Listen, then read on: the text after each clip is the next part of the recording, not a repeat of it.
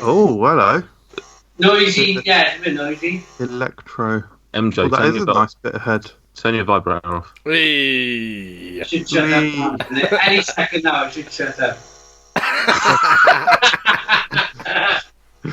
Maybe I'll open a can next time. To be fair, we normally have an annoying noise on this podcast. Anyway, let's do a podcast. Reference to Michael Jameson. Oh.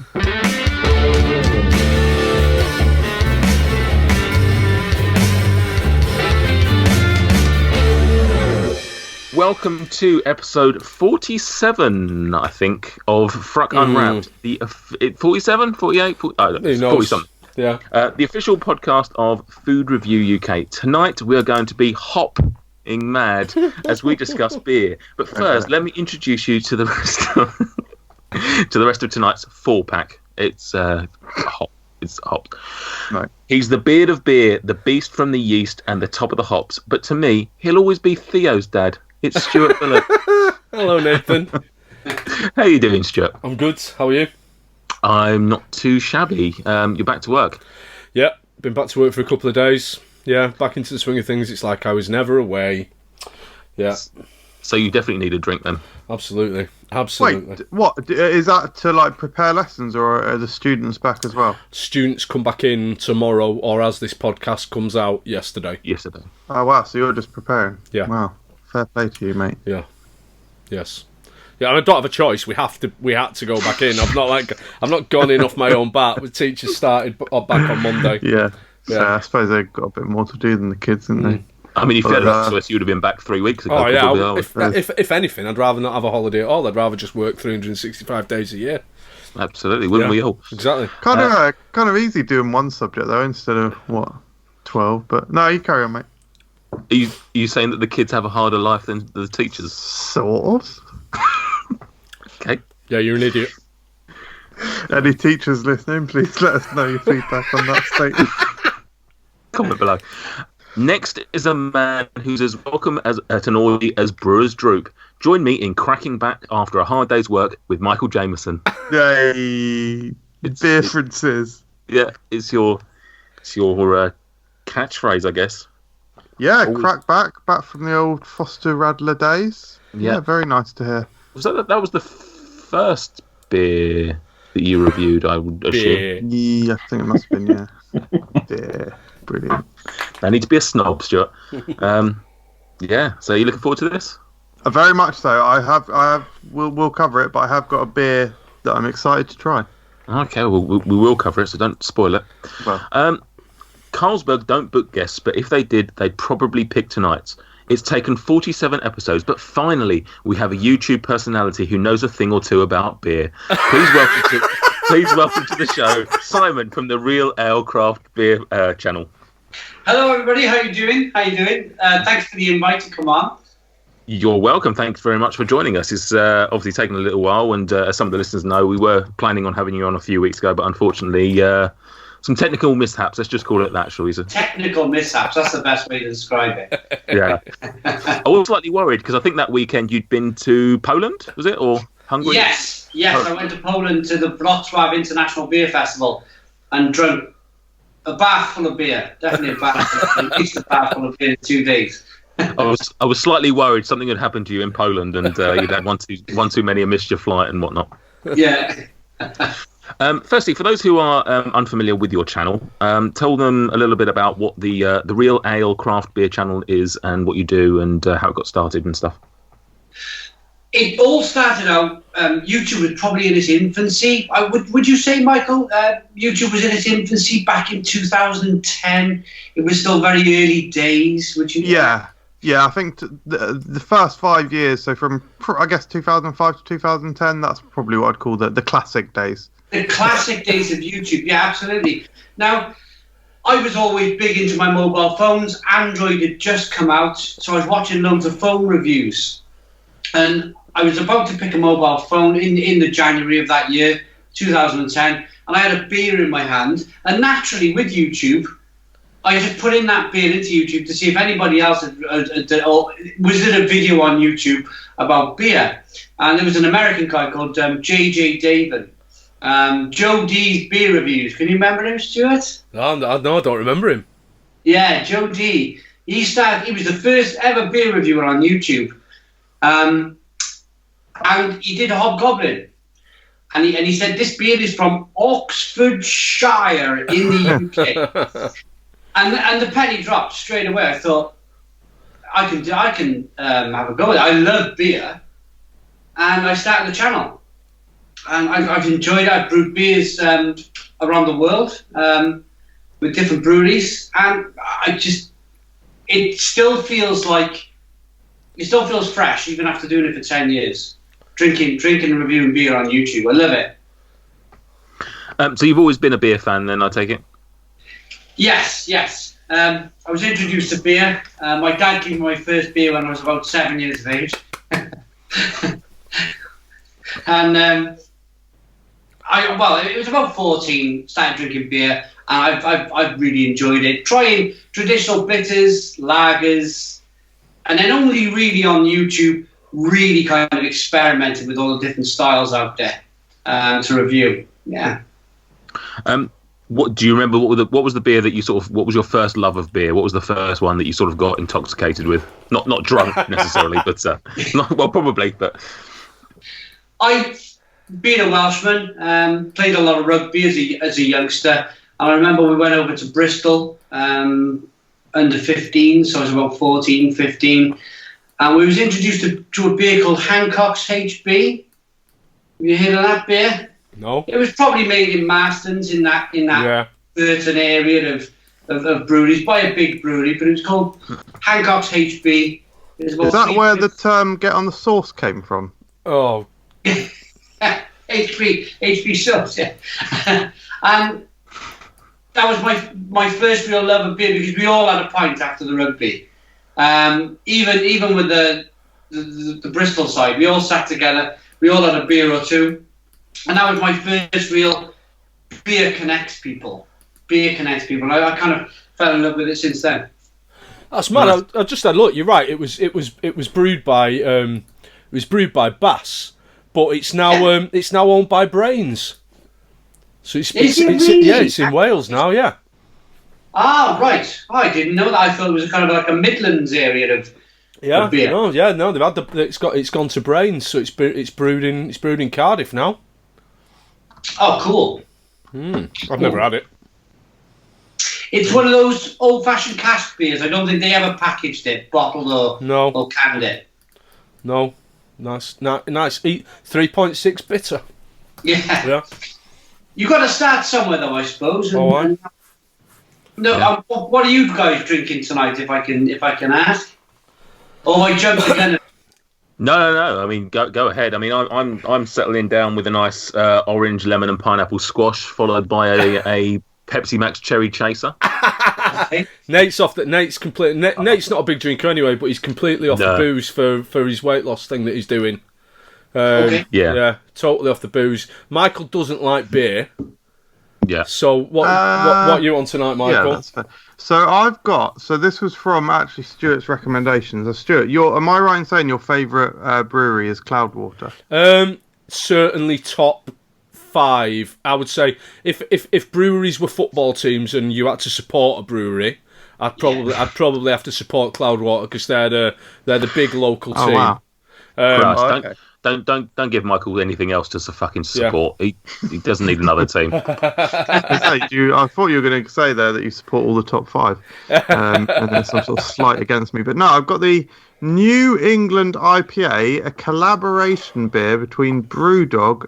Actually, it says Brewdog versus Cloudwater. Did they battle it out? Yeah, I think they'd fight and then mopped up the blood afterwards and used it to make their beer. Are we back to the mascot battle? Or are we going to have to try and determine who the winner was? Brewdog always do that on their collaborations. They always do verses rather than with or whatever. It's just that crazy punk Brewdog vibe, isn't it? Yeah. Beavertown and some of the other breweries use X, don't they? Beavertown X, whatever brewery. Yeah. I've got bananas, isn't there? There's Brewdog boys. I've got the same one as Michael, and then I've got another can of that in the chiller as well, ready to go just in case I need it. And then I've also got something a little bit different. I thought I'd go out of my comfort zone tonight. I've got Donzoko Brewings, who are from Hartlepool. They're Rock Bottom, which is a double bock with cherries. So I'm gonna have a little go with that later on as well, just to up the ABV a little bit later on. Can I get this open? This is 6.8%. This is strong beer. Not really. Yeah. No, for Michael, it will be. It's an afternoon beer rather than a morning beer. That's all. What was that Love and Hate? What percentage was that you got me? I think Love and Hate's about 7. I think Love and Hate's about 7.2. For me, there's a lot. We're probably getting a bit ahead of ourselves. There's a lot of debate online at the moment because Tesco have just brought out their new range, and people are kind of saying that either this or a lot of people are still saying Love and Hate's the best supermarket New England IPA or IPA or anything. A lot of people are getting behind this. A lot of people getting behind Brewdog Hazy Jane. But for me, I really like this one. I'm going to agree with you. Yeah, totally. It's a fantastic beer. I'm really interested to see Michael's take on it. To be honest, my first take is the ring pull's a bit bloody sharp. Nearly bloody cut my finger open with soft hands. Nate had the Love and Hate, didn't you, Nate? And you smashed a couple of cans in that and really enjoyed it. And I think if you enjoyed the Love and Hate, you would almost certainly enjoy this. Yeah. I would have. I completely forgot. I remember you mentioning it yesterday. I completely forgot to go to Tesco and pick one up. But otherwise I would have probably had a beer tonight. Except for what I found out recently was one of my clients bought me. I don't know if you remember, Stuart. One of my clients sometimes buys me the Beer Hawk boxes at Christmas as a thank you. Oh yeah. Yeah, and I had about 3 or 4 of those earlier in the year, and I had loads left in the garage. Anyway, we got broken into at the start of the year, and it turns out that those bastards stole all the remaining beers. They're all fucking gone, so I can't even... Sorry, mate. On those. Yeah. Saving all the best ones as well, aren't you? Yeah, you know me. So I've just cracked open. Are you pouring it into a glass? I'm not. I like drinking out of a tin. You really need to pour these beers into a glass, Michael. Why, mate? Apart from anything else, because you're gonna get the last kind of centimetre of the can is going to have a little bit of sediment in it. That you think I'm going to get that far?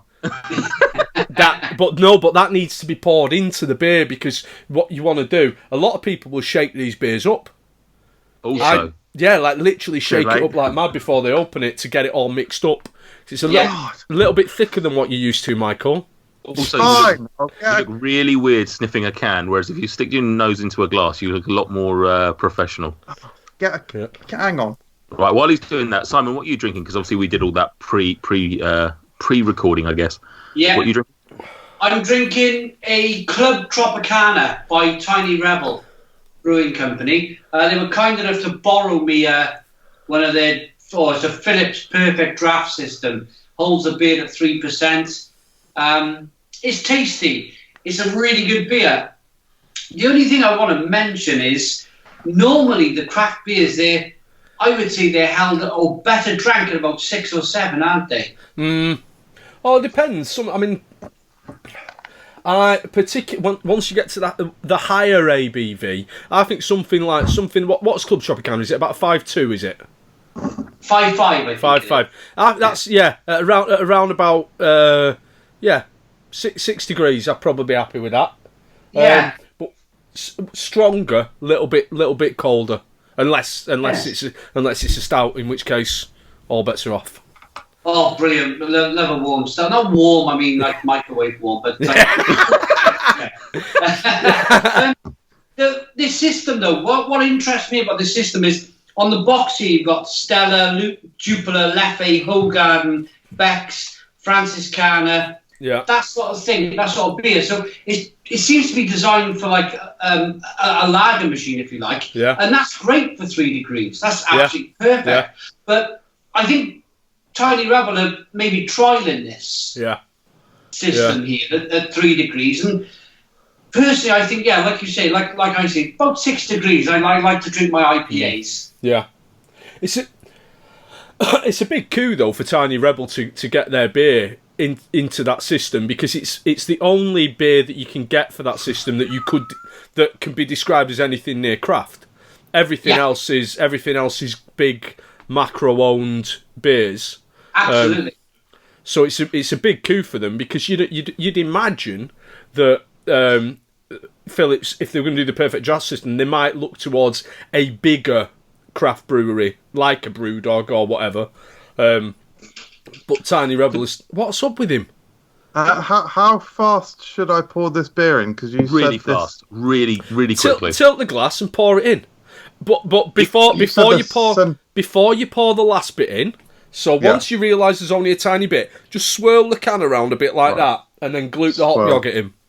Oh my god, it's very yellow. Well, it smells very citrusy. It smells like very citrusy. It's quite green. Tilt your glass. Look at me with a beer. Wow. Your beer, Bance. Right. Swirl. That's it. And pour. Sediment. Look at that. Bit of glue. Glue on, lads. Oh my god. Ooh. Now it looks really thick. Down in one. Drinking this kind of like yeasty, hazy. Hazy, beautiful. If you can see through your beer, it's wrong. Exactly. Yeah. Yeah. Once, white polish a turd. Okay, I'm going in for it. Here we go. It smells very like pineapple-y and citrusy and massively. Right. Here we go. While MJ's doing that, early impressions of the show is Stuart has really missed talking to somebody about beer. Like I can already tell that Stuart's like, fuck me, I've done 2 years of talking to these two ponces that don't drink. It's fabulous to speak to somebody on a kind of a high level who really knows their beer. You do a really good job, Stuart, with Top of the Hops. Thank you very much, Mum. Thank you. I watch a lot of the stuff. Thank you very much. You too. What are you saying, Michael? Just beer, innit? No, it's come on. No. Okay, so the thing that hits me, the first mouthful was really nice with all that sweet aroma going in through your nose.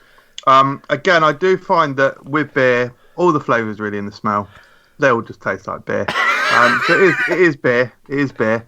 No, but joking apart, very beery. It tastes a lot more complex than the other beers I've had. There's a lot more going on. It's bitter. It's almost slightly like fragrant, like lavender. Yeah. Do you get any licorice? I was going to say it's quite earthy. I get a little bit of licorice in this beer.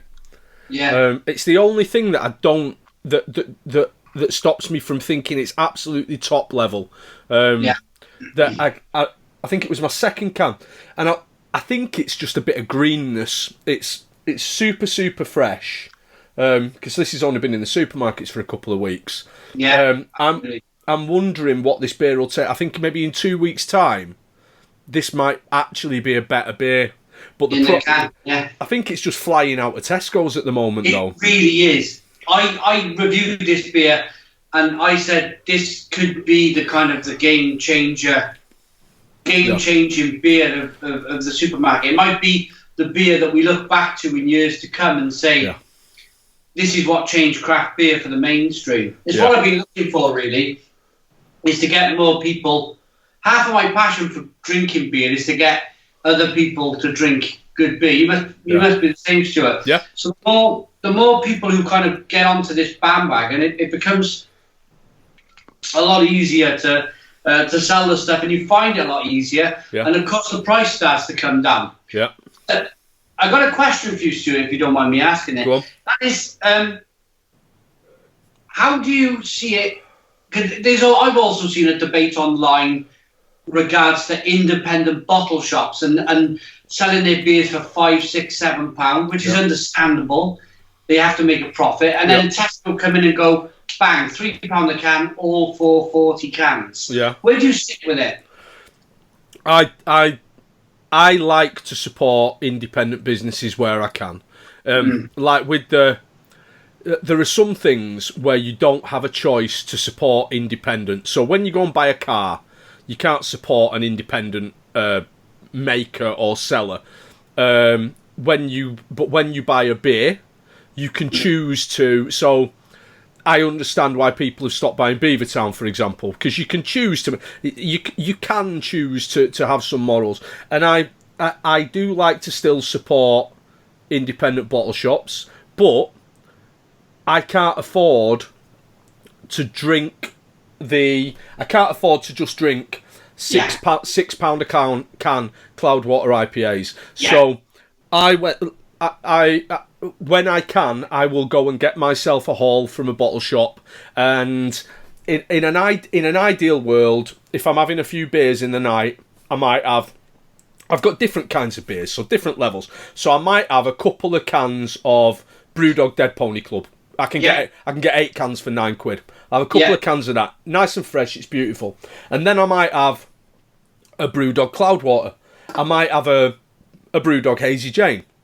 I might have a North Lost Cosmonauts, a really good supermarket IPA, and then I might have a left-handed giant double IPA that's cost me £7 a can, or a Verdant, or whatever. I might have one of them, and I might even go crazy and have an Imperial Stout as well to top the night out. So over the course of a night of drinking, I could have everything from a £1.25 beer to a £12 a bottle beer. And it doesn't stop me from buying those independent beers from the independent bottle shops. It just means that I can drink nicer beers all the time. Yeah. I mean, because let's be honest, right? I mean, what you're saying, like, we can just go and get this for £3 a can. What percentage of people are listening to us going, £3 a can for a beer? Are you mad? Yeah, exactly that. Yeah, because you can buy a 24 pack for whatever it is, exactly, in the supermarkets, can you? So exactly. So I think you've got to applaud Tesco for taking a risk, because ultimately, why have Cloudwater put their name on this beer? Because this has been brewed by Brewdog. Let's not be silly about it. Brewdog have made this beer with some input from Cloudwater, but Cloudwater have put their name on this beer because they want to get their name out there. And Tesco took a massive risk when they did that first range and put the Love and Hate and the Blueberry Pancake Stout that Michael tried as well, and they put those cans in at £3 a can. That was a massive risk for a supermarket, because it really was. You've got that next to bottled ales on an offer at 4 for £6. And you've got crates of Stella for 24 cans for whatever they are, 5, 10, I don't know. Yeah, absolutely. So and the risk seems to have worked. It really has. I mean, their range now is almost as big as wine. Yeah, which is really interesting. Yeah. Who would have thought that 5 years ago? No, belting. Next step, though, fridges. Oh, be terrific. What about you, Nate? What do you think? What do you think about the whole craft scene in Tesco? Does it excite you? As someone who is really not drinking beer ever, like it's sadly, I'm not really the. Sorry, MJ, you're putting your finger. I was just happy to field that one if you want, Nate. I mean, field that question. He asked me, so I thought I'd at least answer it, and then I was in Tesco, and I was going to. Oh, sorry, mate. Do you want to? No, you clearly got something you want to say. I think what we'll do is we'll go over to MJ. He'll probably have an answer. MJ, what do you think? Well, I think it's very interesting. You see, I was in Tesco only a few days ago, and there was 5 beers in the number I've chosen is 5. There's 5 beers in particular that really stood out to me. It was Hansen's Titanic. That was a fresh iceberg lettuce beer. fresh iceberg brewed with iceberg lettuce beer. There is a beer called Titanic as well. Is there? Brilliant. Yeah. Of course there is. There was I think it was called Goblin's Shaft beer. That was from the Murky Giant Brewery. Yeah. There was the Charles Manson tribute beer. That was by the Bloody Bath Brewery Company. Then the last 2 were both by Dracula's Revenge Brewery. One was Blooded Neck. That was a stout, obviously. Obviously. And then there was it it was steak at mine. Really, with in oak barrels. Do you know what? I'd be really surprised if those beer names didn't exist somewhere. Yeah. The world of real ale is full of nonsense beer names. Bountiful. Remember that one? Bountiful? Oh! From Witchwood? Yeah. Witchwood, Yeah. yeah. There are some amazing beer names. Amazing beer names. Do you not think, right, I know you said, Nate, that you're not bothered about, you're not particularly into the, but when I can suggest to you, like we did when you got those love and hates, when I can suggest to you a beer that's a craft beer, that's a modern craft brewed by a craft brewery, and I can say you can go and get this from Tesco, and we can, as friends who don't get to physically spend time together, we can share a beer. Do you not think it brings? Do you not think that essentially Tesco stocking craft beer has brought us closer together?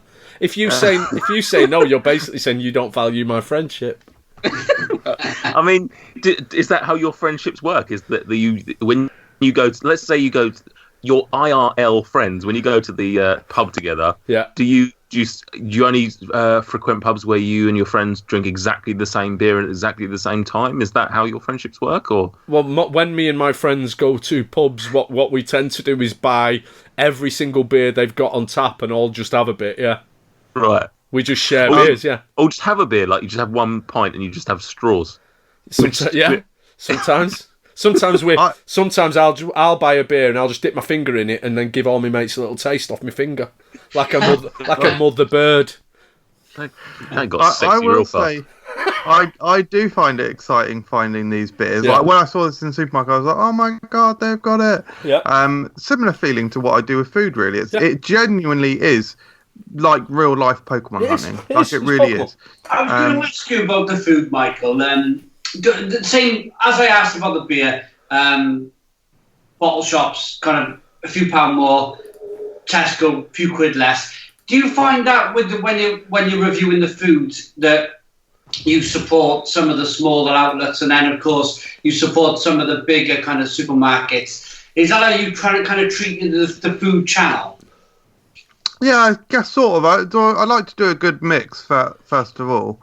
And it's all about finding the range, really. Like, I think Nate's shaking his head because I think he thinks that was obviously an office quote, but that was not actually intentional. I do love supporting the more independent stores, but because what I usually get is the more readily available stuff, it doesn't tend to make a huge difference. But I do appreciate when the smaller stores stock different things. Like I went in where was it the other day where I found loads not the other day, yesterday I went in a Polish store and they had loads of awesome stuff. In fact, those, Nate, was it you that recommended those? That tray of is it Vendel that do it, the tray of like marshmallowy sort of chocolates, or was it Maverick Bacon? Yeah, I don't think it was me. Oh, okay. Well, they had a strawberry milkshake flavour of that I will buy. I will return. I just want to say one more thing on this beer. It is mind-blowingly bitter. Like, it's insane how bitter it is. I don't think it is. I agree with Michael. Awfully bitter, so that's why I didn't have a second one tonight. I mean, this is literally the most bitter thing I've put in my mouth. It's also incredibly... I can feel the strength, because when it's in my mouth gets drunk. I promise you. Look, I'll have a sip now. This style drunk. This style of beer, the New England IPA, is famous, Michael, for its smooth, fruity, low bitterness. Yeah. That's what a New England IPA is. What you're tasting, Michael, is a very powerfully hopped beer. And hops are a bit like chilies. So to someone who drinks extremely bitter. To someone who drinks hoppy beers, this beer is really quite smooth. Yeah, absolutely. Low IBU, Michael. IBUs. You need to look up IBUs. Oh Christ! Don't be him. Yeah, this is not a bitter beer. you've just got a small child's hop palate. So, what they used to do, Michael, is years ago the American West Coast IPA, which was famously bitter, up to 100 IBUs, your palate could take. They used to put a lot of hops in the boil. So if you imagine making a cup of tea, if you made your tea without milk, and then you put the milk in, the tea is naturally stronger. But if you put the milk in first, and then you put the tea bag in and then add the hot water, it's somehow milder, isn't it? It's somehow not as stringent. Yeah. So the brewers, they use that kind of same philosophy where they would put the hops when the beer was cold in the fermenter. Yeah. I'm not sure if if you're with that kind of with us here with that conversation. But instead of boiling the hops, boiling them, pulling all of that kind of astringent bitterness out, if you put them in the cold fermenter, you're just drawing out flavour. Yeah. He's nodding. Michael's pretending he understands the concept of dry hopping, but he really doesn't. Dry humping, maybe. Dry humping. I very much understand dry hopping, actually, and I'd like us to move on just because to save me from any further insult. Sorry for the noise. I'm going to pour a beer. Good lad. No worries. I'm gonna wrestle this podcast back onto some sort of format. You're listening to FRUK Unwrapped. Please support us on Patreon so we can continue to make amazing content, including a recent video where we reviewed a £6 tub of ice cream. £6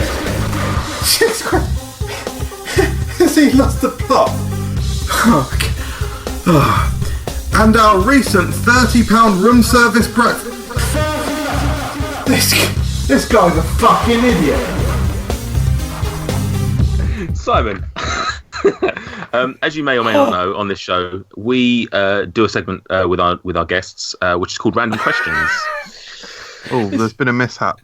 Yeah, normally about half an hour earlier than this, but no worries. Can you give me 3 numbers between 1 and 10, please? 2, 5, and 8. 2, 5, 8. Okay. 2. Do you have any weird food quirks? Yeah, I really like boiling my face up with chilies. I mean, every year Morrison's bring out like a fiery fowl. I watched your video, Michael, the other month. Fantastic. About a month or two ago when you made that, I thought, what a good effort. Because you mentioned you don't like hot food in the video. But I'm looking forward to every year now they bring out some kind of mentally hot curry. And then Halloween, they generally bring out a mentally hot pizza. So I'm looking forward to doing that on the channel, yeah. I'll tell you where you got to get yourself down to. You got to get yourself down to Iceland. They've just brought out an entire range of ultra hot things. So you've got the number 999 takeaway Carolina Reaper curry. No way. Yeah. We got and it says this is all in the. I think it's called the seriously hot range, I think it's called. But there's like chicken strips that are also from the same range, and there's a few other things all in this like insane heat range, limited edition. We should do a Skype something on my channel, reviewing them if you want, like a live video thing if you want. I am up for that, but I will need to wait for my internet to get better because it streaming. Yeah. What do you mean? Here it is. Get Michael live on your channel and make him eat really, really hot things. No, I would. Are you guys freaking stupid? I would bloody love that. I'm the guy who. Sorry, who out of us here is the one who's bloody done the actual chilies. Have you ever thrown a kettle over a pub? I would love to do that. My internet is I can't watch Taskmaster without it buffering. Don't talk to me about my internet. MJ, why don't you at least just try? Like, it's all well and good to say, I can't do it because of my internet. Why don't you call Simon? Why don't you set up a date and you could do like a little test run to see what it's going to be like? Okay, yeah, we can, but I have tried live streaming before and it didn't work. Google have just got rid of Hangouts on the live system. Oh, have they? They got rid of it in August. So we'd have to use something called StreamYard. Yeah, we'll give it a test. Give it a test before the see if it works.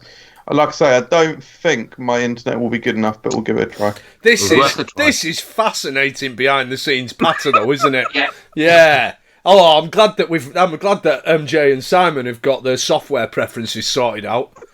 Bloody hell! MJ, quickly, what's your current download speed and upload speeds? Just run a broadband checker, MJ. It's 4 megabyte download, and I think it's like 1 upload, something like that. Oh, I've got 13. I've got 13.5 download, and I've got 0.5 upload. And you think yours is quite slow, don't you? Sometimes. Anyway, let's move on. Question 5. What's the sexiest fruit or vegetable? I nearly said banana then for some reason. Why I was thinking that. What's the one where you slice in half and it... is it a mango or what's the fruit? It depends what you're going to do with it. Not slim enough, to be honest. Not the man part, but the female part. When you slice a fruit in half and it... Oh, I don't know. I've never heard of that one. It's a fruit, yeah. There's a fruit that's got a dick. No, the female part. It's yeah. I don't know what that is. Okay, hang on, let me Google hermaphrodite fruit. Hermaphrodite fruit. Hey. Okay, number 8. What's A your vulva. food? That's it, a vulva.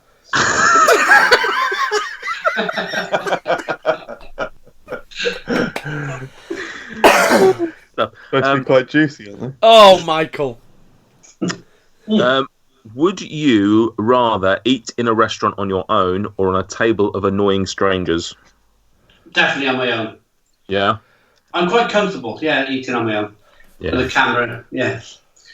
I think most people's preference has been that when we've asked that question. Yeah. I think the key there is annoying strangers. Maybe if it was just general strangers, it might. I'm going to change that question actually. Right. Yeah, I'm going to behind the scenes admin. More behind. Right then. Quillia time. Correct. Let's go. Let's go. Let's bring it back. Let's go. Q-U-I-V-I-A.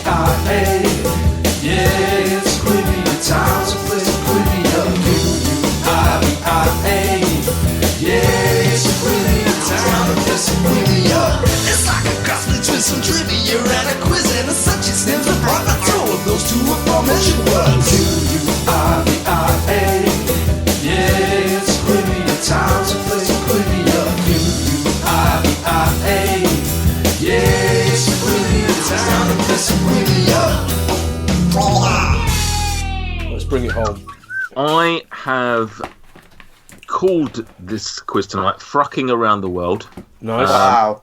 It's a quiz that we've done numerous times on various subjects, and basically I've got a number of beers and or breweries, and all I need you guys to tell me is the country that they originate from / or are most prevalent in. Correct. You will get 1 point if you get the right continent. You'll get 3 points if you get the right country. 15 points. Okay. Here we go.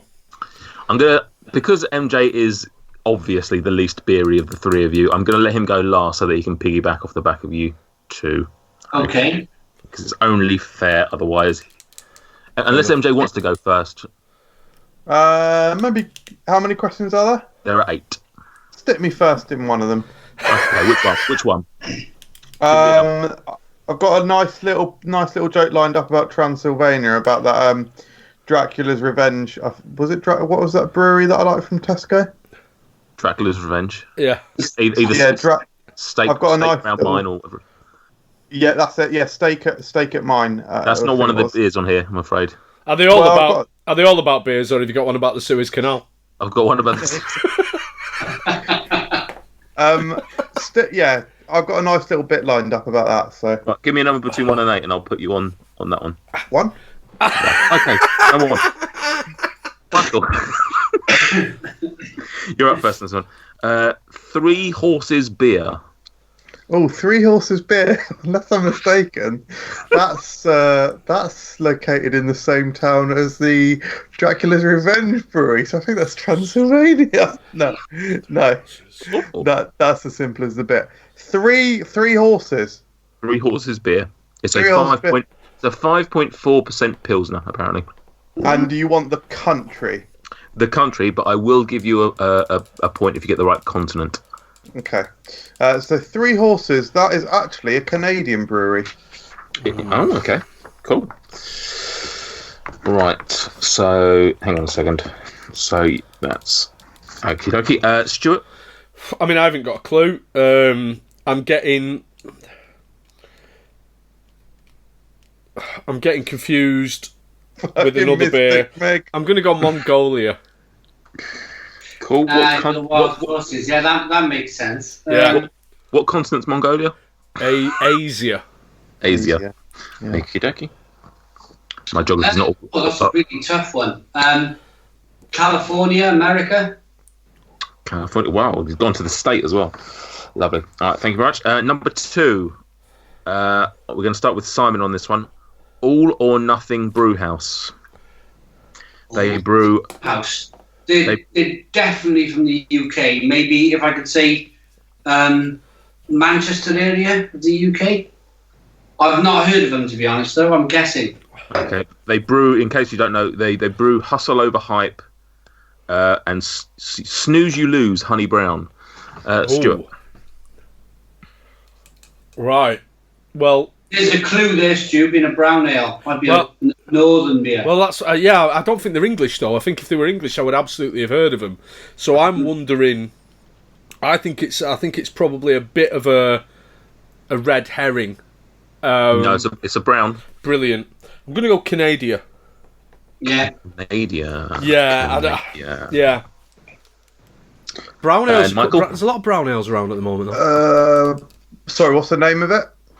It is the All or Nothing Brew House. They brew Hustle Over Hype.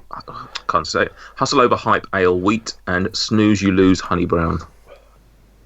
Oh, easy, Australia. It's not a bad shout, that, you know. Yeah. 3, back to Stuart. Got to imagine that they're English speaking, but go on.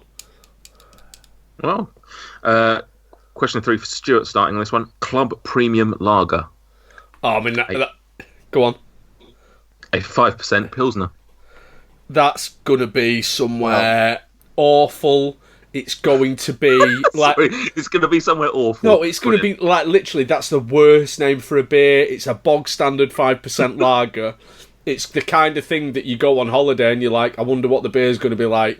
Yeah. And after 3 days, you're really pleased when you see a can of Amstel in the supermarket.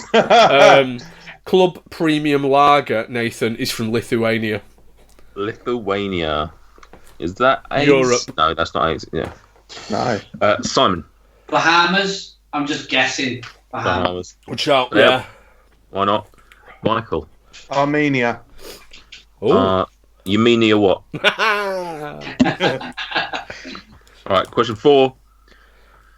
Saveta Quilmes. Oh, come on.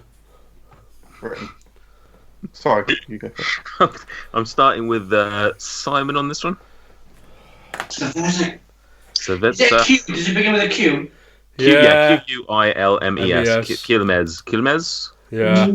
Mexico, Chile, something like that. Which one are you going for, Simon? Which one are you going for? Mexico. I go Mexico. Mexico. Okay, Stuart. It's Argentina, mate. Oh, of course. It's a blue. Yes, I know. Don't they sponsor River Plate? Oh, I was actually going to say, I was going to guess Argentina anyway, but the other guy's confirming it. It's fucking hammered that home, Argentina. It's definitely Argentina, yeah. Official colours are blue and white. Yeah. Question 5. Ursus Breweries. Ursus. URSUS Breweries. They brew Peroni Nastro Azzurro. Oh, I know it. So I am going to start this one with... this is Stuart, isn't it? Yeah, Italy. Nope. Okay. Simon. Italy. I'm just still shaking his head. Stuart MJ. Conscript reporting. Moving up. I would say Russia, but no, Italy. Okay. Bizarre. It's like USSR, isn't it? Number 6, Amarcord Brewery. Amarcord Brewery. Amarcord Brewery. Its first beer was Le Classique. This is Simon Start. I've had one of their beers. I think I've had an Amarcord beer. Chili. I don't know. And Stuart? I don't think it's Spanish speaking. I'm going to go Hungary. You should have dinner. Hey! MJ? Mexico. Nope. Okay. Absolutely not. Number 7, Snow Beer, a pale ale that is allegedly the top-selling beer brand in the world. Stuart? Snow Beer. China. Yeah, because that's a clue. Simon? Yeah, it makes sense. We wouldn't see it really in the rest of the world. China. MJ? Billions. That's very interesting. So I was going to say China, but my reason for saying China is actually because they lie about everything and because they do block off the information from the rest of the world. No, like, legitimately, like, China, but not because I do actually think it's the top-selling beer in the world, but I think that the Chinese nation would say that it was. Racist? No, absolutely not racist. Bit much, really. Yeah, much, absolutely really. not racist. So, all Chinese people are liars. No, I didn't say that Chinese government is, though. Oh. No, not. So you're saying China then, are you? Yeah, China, absolutely. And final one, number 8. Interfact Beverages Limited. Yeah. They They brew Hero Lager and Castle Milk Stout. On this one, this is Simon Start. Is that right? Yes. Simon. No. Who started last time? Me, I think. Okay, Stuart. Sorry. I'm going to say Pyrotechnics, my friend. It's South Africa. And Simon. Canada. And Michael Jameson. What to do the accent one? Because say South Africa too. What's wrong with my South African accent? Let's go have a bobby, mate. Let's go have a brill. What they call it? A broil? A bread? Let's go have an afternoon meat stew on the barbecue. A bread. What do they call it? Is it bread? You sound like that face jacker thing. Let me just check what it's called, man. African barbecue. What is it called? Do you remember 2 minutes ago when he said he wasn't a racist? It's called a braai. It's called a braai. I was close. It's a braai. Christ, I do apologise, Simon. Right, so let's go through some answers before we do some scores. 3 Horses Beer is... Now, I will admit, this quiz has been put together by somebody who doesn't drink beer, and so I am open to being corrected, but not for the points. 3 Horses Beer, Madagascar, Africa. Fair no enough. points there, I'm afraid. All or Nothing Brewhouse is from Canada, North America. Keep going. So that's 3 for Ridiculous guess. It's not a guess, mate. It's not a trick, is it? not- Knowledge. Yeah. Club Premium. I believe it was Stuart said it would be somewhere awful. So anybody in the fair nation of Ghana who's just called your country awful.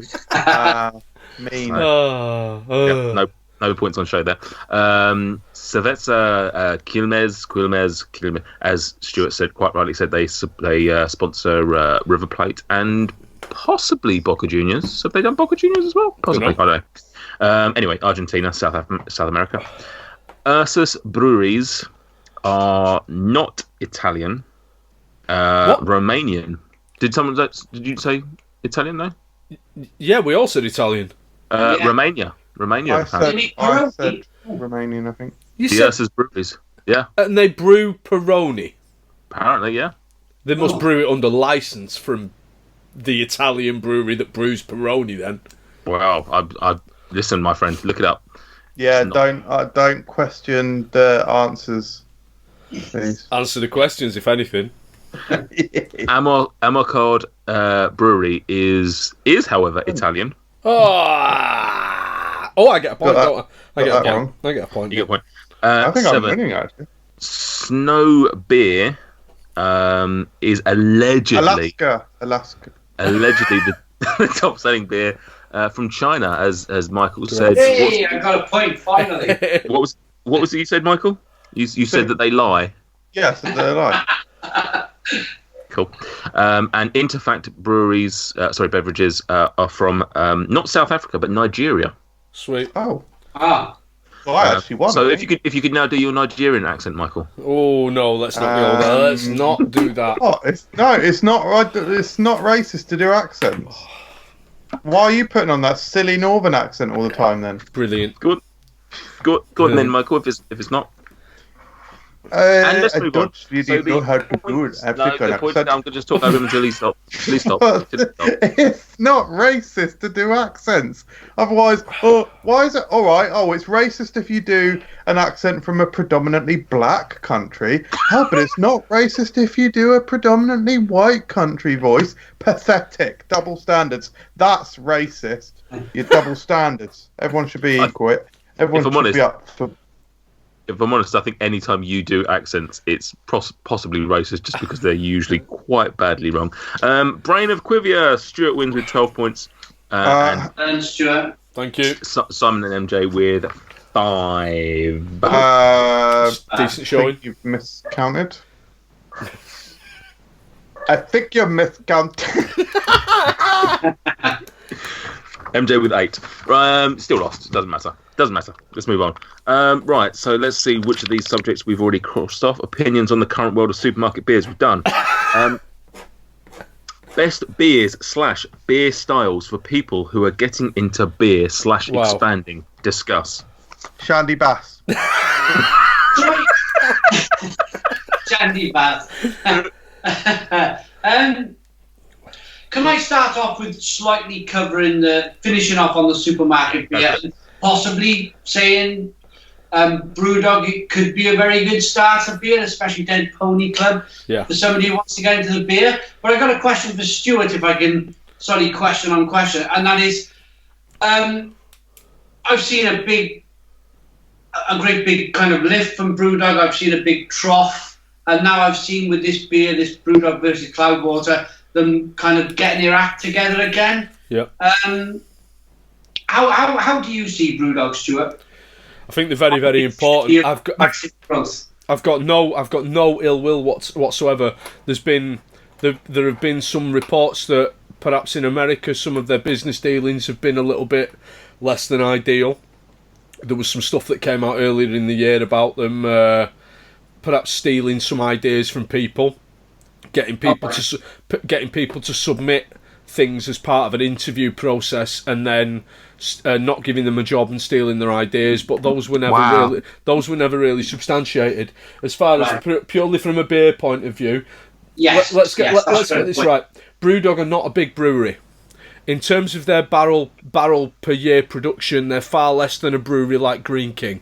Like they are not a big brewery. They are still small. They're just the biggest craft. They sold off quite a lot of I think they sold off about 23% of their stock to a private equity firm. Some people have got an issue with that. I don't necessarily have an issue with that. I think they're very, very important. Without Brewdog, the craft beer that we're currently enjoying in the UK would not have happened. They brought American style craft beer to the UK, and they made it. They brought hop forward beers to the UK.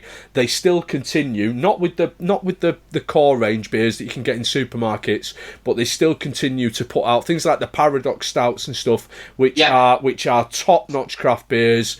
And they've got two of the best £3 a can supermarket beers with this Cloudwater collab and the Hazy Jane. I think Brewdog are great, and anyone who dislikes them because they've got too big for the boots is just being a hipster craft beer prick. I agree. Yeah, I agree. Absolutely. When I see the dip and the trough and back up again, I think they've been on a bit of a journey the last 12 months. Have you ever tried Indie Lager, or was it Indie Pale Ale? Indie Pale Ale, awful beer. Awful beer. That's what I was kind of going with the peak and the troughs. Yeah. They seem to have.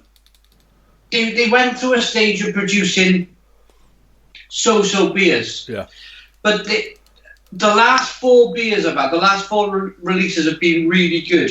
I'm pointing at a completely different beer here. They've been really good. They seem to be back on their game. And I want to congratulate Brewdog on that, on getting their mojo back. Yeah. And the quality control that they have as well. So many breweries, when they're brewing to this standard, they've proved it a vocation. Have had tons and tons of quality control problems. Yeah.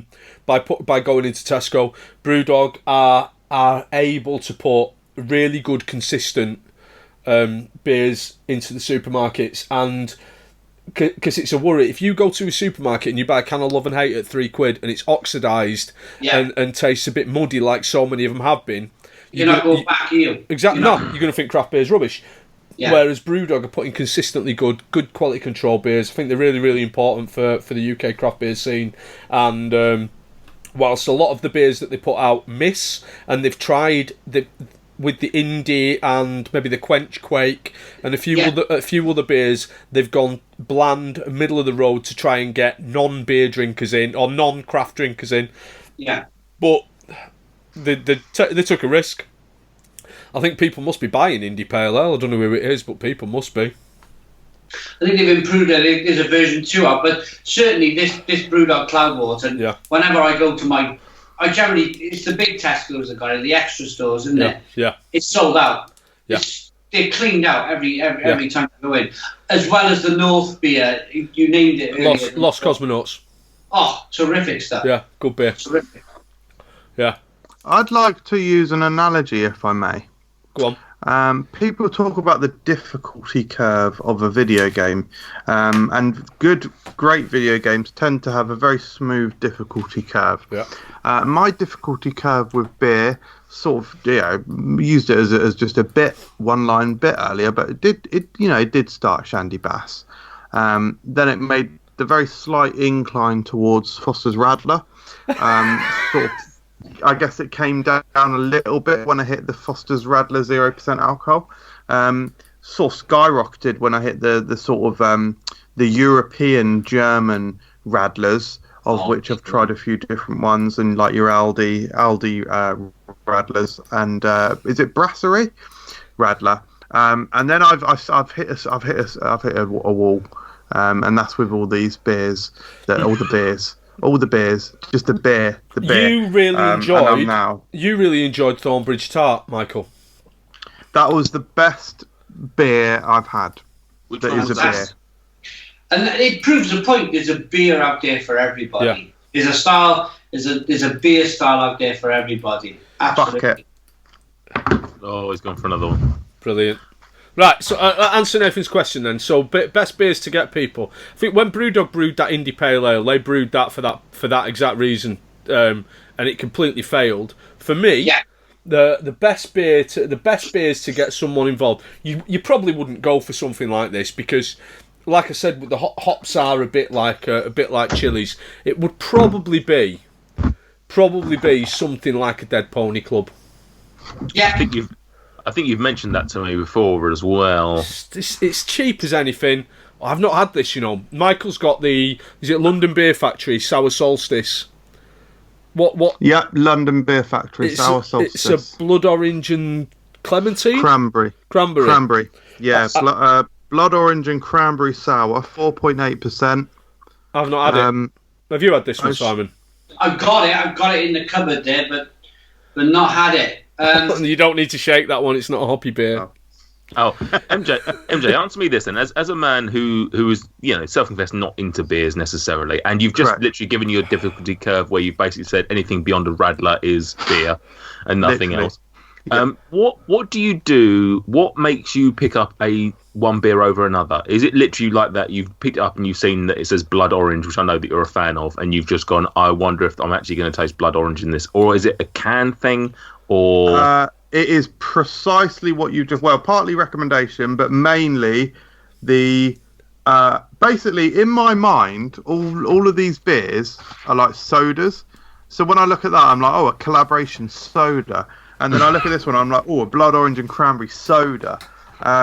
So no, but the tart was easily the best I've had because it did taste really fruity, and the sourness was really pucker. Sorry, this is the weirdest ring pull I've seen in my life. What? You mean it's an old school one where you got to pull it off? Oh, I've just taken the entire... Straight out the can. I've just taken the entire lid off. Yeah. Wow. I've got to take it. It's like a tin of tuna. That's what it's called, a train beer. Presumably because you can drink it on the train. What is that? That's mad. That is mad. Is that not sharp inside? Does that not cut your mouth or something? That's worry me a little bit. To be honest, no, it doesn't. It's not particularly sharp. Right, I'm gonna. Where is Stuart? Oh, okay, Stuart. I'm gonna show Stuart the ring pull. Hashtags, retweets, likes, comments, follows. This isn't any ordinary social media. This is Food Review UK social media. Come find us at facebook.com/Food Review UK, on Twitter at Food Review UK, and on Instagram at FRUKgram. Oh, and don't forget the main channel, Food Review UK on YouTube. Stuart, what's that about? So a lot of breweries, they because so much of the beer is in the smell and so on, as you've said. Some of the breweries, London Beer Factory, Badco, do the full top can, the full can ring pull. I don't like it. The idea is that you can drink it from the can, and still drink it from the can with a ring pull. Yeah, but you don't get the smell as much. You don't get the smell as much, and also the way the beer reacts with the oxygen and stuff affects the flavour.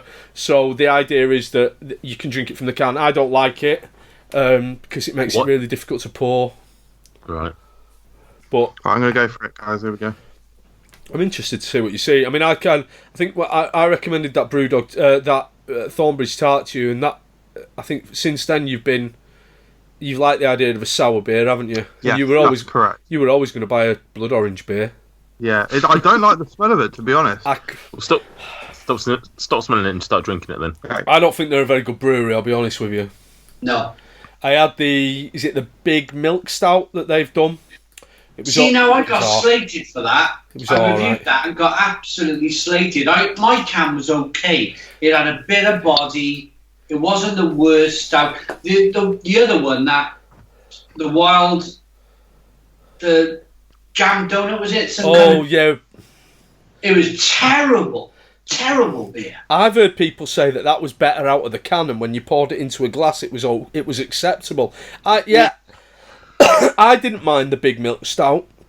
I thought it was okay. I gave it a what did I give it? I can't find my rating now on Untapped. For the record, Big Milk Stout was my nickname in high school. Right, what you saying about that beer, Michael?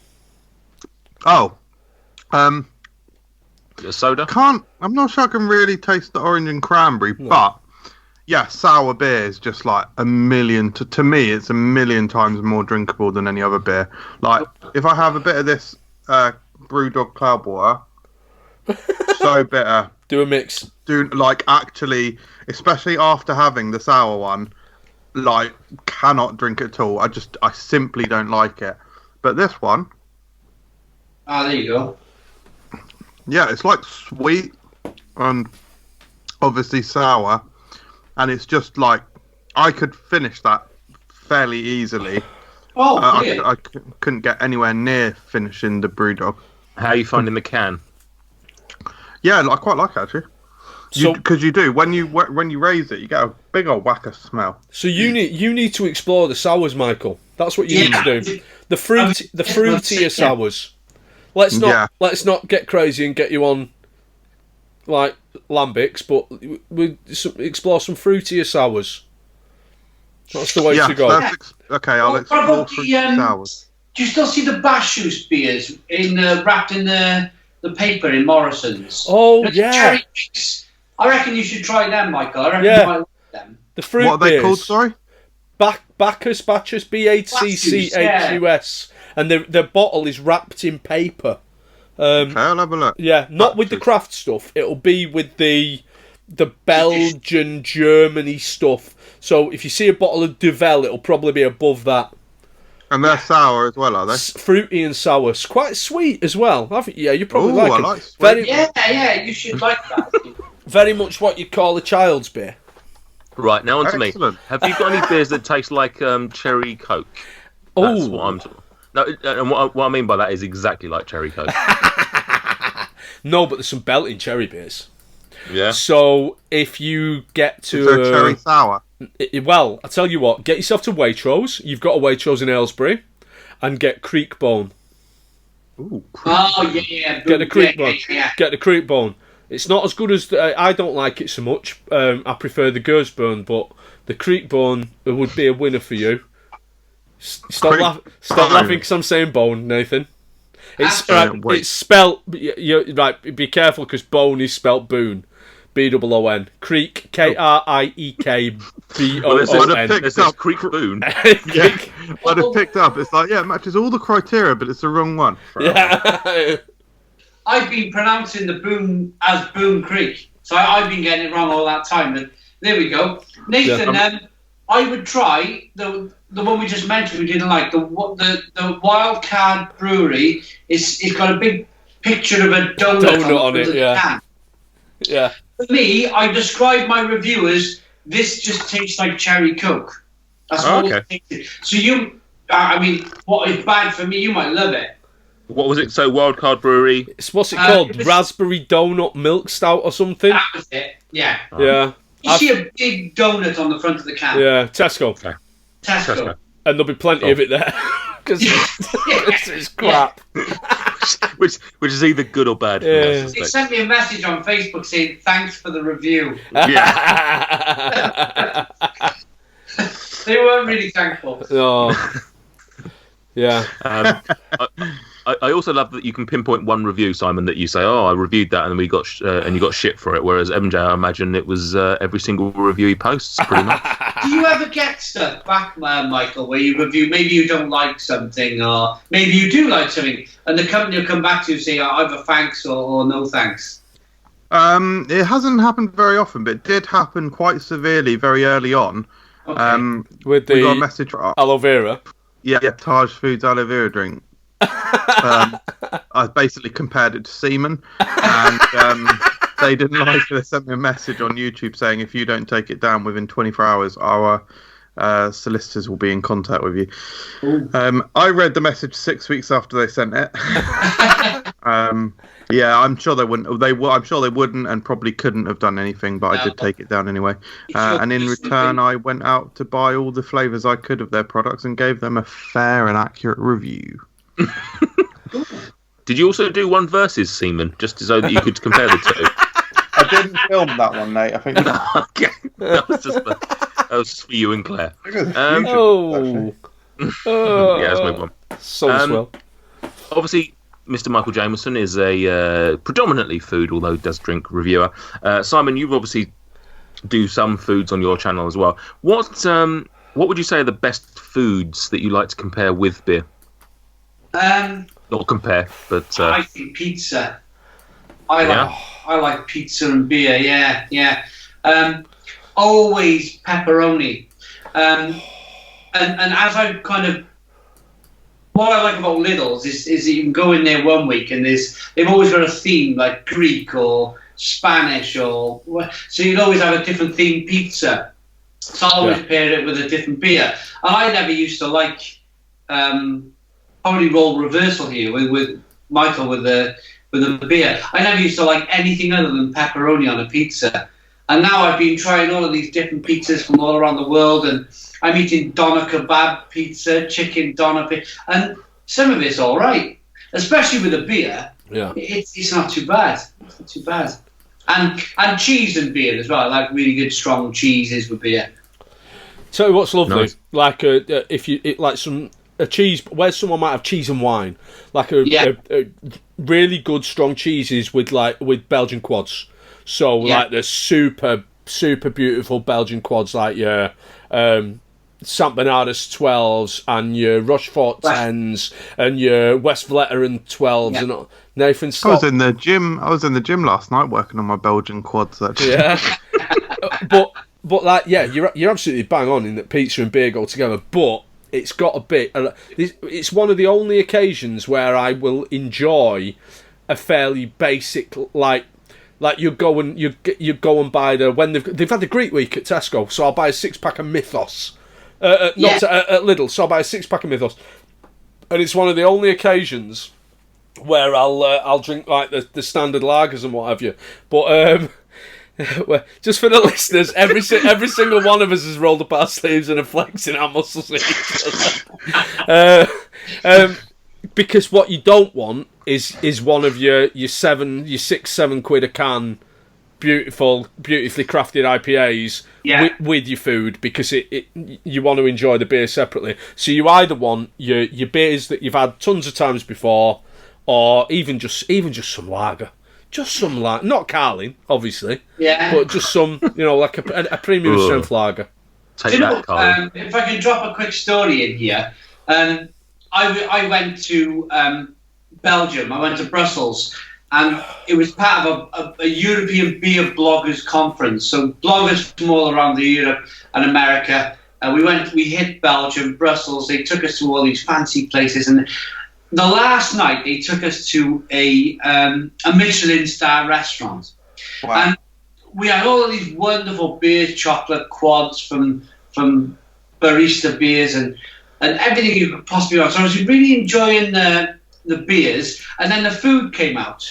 Yeah, I'm a lover of junk food. I could pizza, burgers, chicken burgers, that sort of thing. So they brought out this sheep on a plate with bones hanging out, and I was like to this Polish blogger I got friendly with, what is this? There was a bit of mashed potato. You get a little circle of gravy, that sort of meal. Yeah. And then this he said it's a rack of ribs. I said, I'm eating the mash. I'm not eating that. I can't eat that. I'll drink all the beer, the great beer. I just want a pizza. And that's where the concept came from. Yeah. All the way back then, because I left that food, didn't eat it. On the way home, I went into a kebab house and I had a chicken burger and some fries in a polystyrene box. And for me, really good beer and really good junk food is perfect. So that's where that's where the seed started, if you like, with the whole kind of, because I get a lot. At the beginning, I got a lot of stick. You're reviewing £7-8 beers, Cloudwater double IPAs with leftover Chinese or something like that, and it's complete polar ends to each other. But I think people have started to get on board now, because I don't think you can always eat out 5-star, or you can drink, like we were talking about earlier, 5-star beer all the time. I think there's always an opportunity in life to eat cheaply but good. Something greasy and dirty and tasty, with a good beer. Yeah, it's funny because I think one of the first videos of yours that I noticed that you were doing like a pairing of food and beer, and I can't remember what the beer was, but you were having, it was some sort of like pot noodle-esque thing, like naked noodles or something. And I thought, this is just such a weird thing, like not being a drinker by any means, and certainly not beer. But I just thought, of all the things to pair it with, like just some, cheap noodles just seemed like a very odd pairing. Yeah, fair enough. Stuart, what did you say on the food side of life? What was you? In terms of when beers with beers and food together, beer makes food better, but food makes beer worse. Yeah. Right. So cool. It's difficult. Like I say, if I'm eating food that beer goes really well with is all the Mexican food. Beer and Mexican food, great. But I just want a a Mexican beer, or whatever. If I'm eating a pizza, I'm happy with anything, a pale ale, a lager, burgers, same, pale ales, lagers, bog standard IPAs. But if I'm drinking really nice beers, I don't really want to eat food with them. The best food to eat with really nice beers is probably just crisps, loads of crisps. Yeah. Like £7 a can of beer, big pound bumper bag of crisps. MJ, have you ever tried eating with and having beer on the side? Because I'm just thinking now, like whenever I've tried beer, it's usually been situations like here where I've had it once or twice on the podcast, or I've been in the pub. I don't think I've ever had a scenario where I've been eating a meal, whether at home or in a restaurant or whatever, and had beer there. So have you ever tried? I generally prefer water with meals anyway.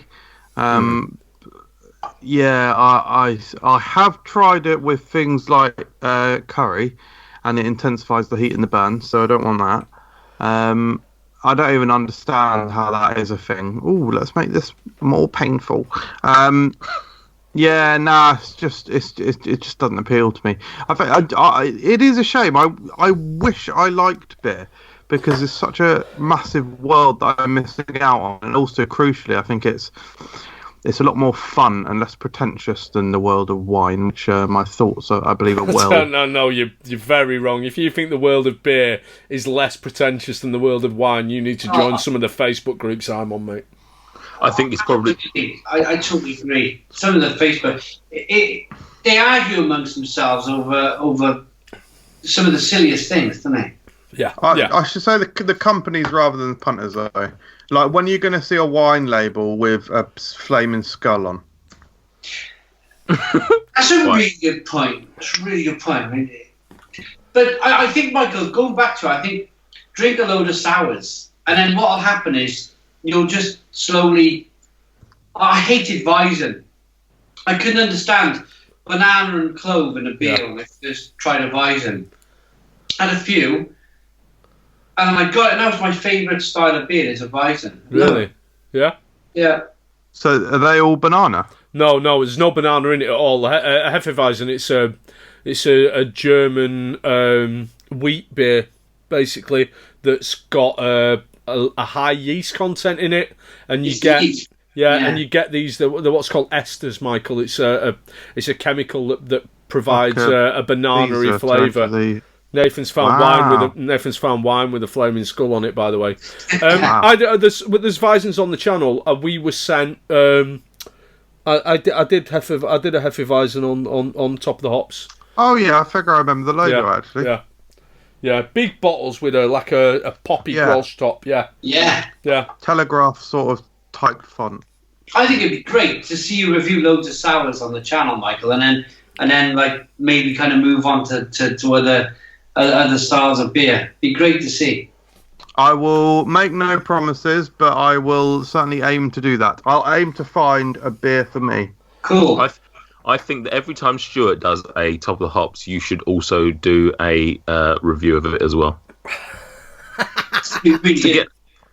A versus review, sort of what the experts say, what MJ says. As long as he only reviews sours, sure. I've got a 14% barrel aged imperial stout downstairs. Let's start with that. No need to talk about your penis. Right.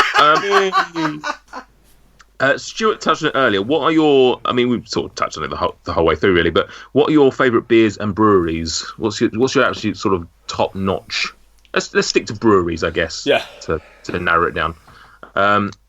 Simon, let's go with you. What let's say your top 5. Top 3 or top 5 breweries. Yeah. Top 5? I was in Sweden 2 weeks ago. I was lucky enough to try some other half from America. Wow. Some Angry Chair that are making some of the best imperial stouts. Yeah. I had some fantastic beers. They would be great. So I'm going to mention like 2 beers from them, which would be another half double IPA or an Angry Chair double barrel aged hazelnut kind of imperial stout. Yeah. But I like the consistency of. So the other three I'm going to choose would be, maybe they're not in the top 5, but they're beers you can regularly get. And I think one of those beers would be that Brewdog versus Cloudwater. Great beer. Because number one is £3. Yeah. It's easily accessible. It's quite relatively cheap. And number two, I can get it all of the time. And in the craft beer world, if you find something you really like, some of the, what I call some of the trendier breweries, are brewing beers only once. Yeah. They'll brew the beer once, you'll never find it again. And for me as a YouTuber, that's really difficult, because you pay your £5, your £6, your £7 a can, you review the beer, and within a month it's disappeared off the radar. It's gone forever.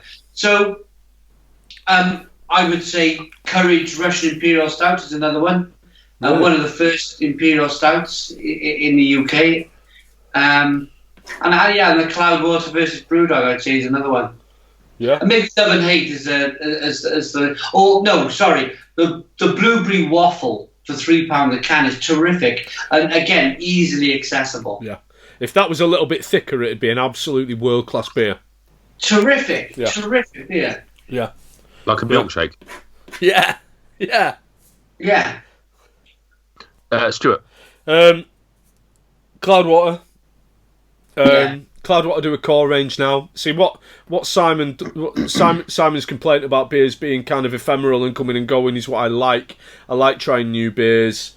Obviously, it's great being able to get that in the supermarket as fridge filler. But I love Cloudwater. I love the fact that they do collabs with lots of beers, lots of like American breweries that I can't usually get. Yeah. Verdant, who are very similar but on the south coast, are one of my top breweries. Northern Monk from Leeds, beautiful. Yeah. And they do the whole gamut as well. Cloudwater and Verdant do the IPAs, the double IPAs, the pales brilliantly. Verdant do that, but they also do the great stouts and porters as well. One of my absolute favourites is De Struis Brewery from Belgium. They do Black Albert, which is one of my favourite beers, and Cuvée Delphine, which is the barrel-aged version of Black Albert, which I absolutely love.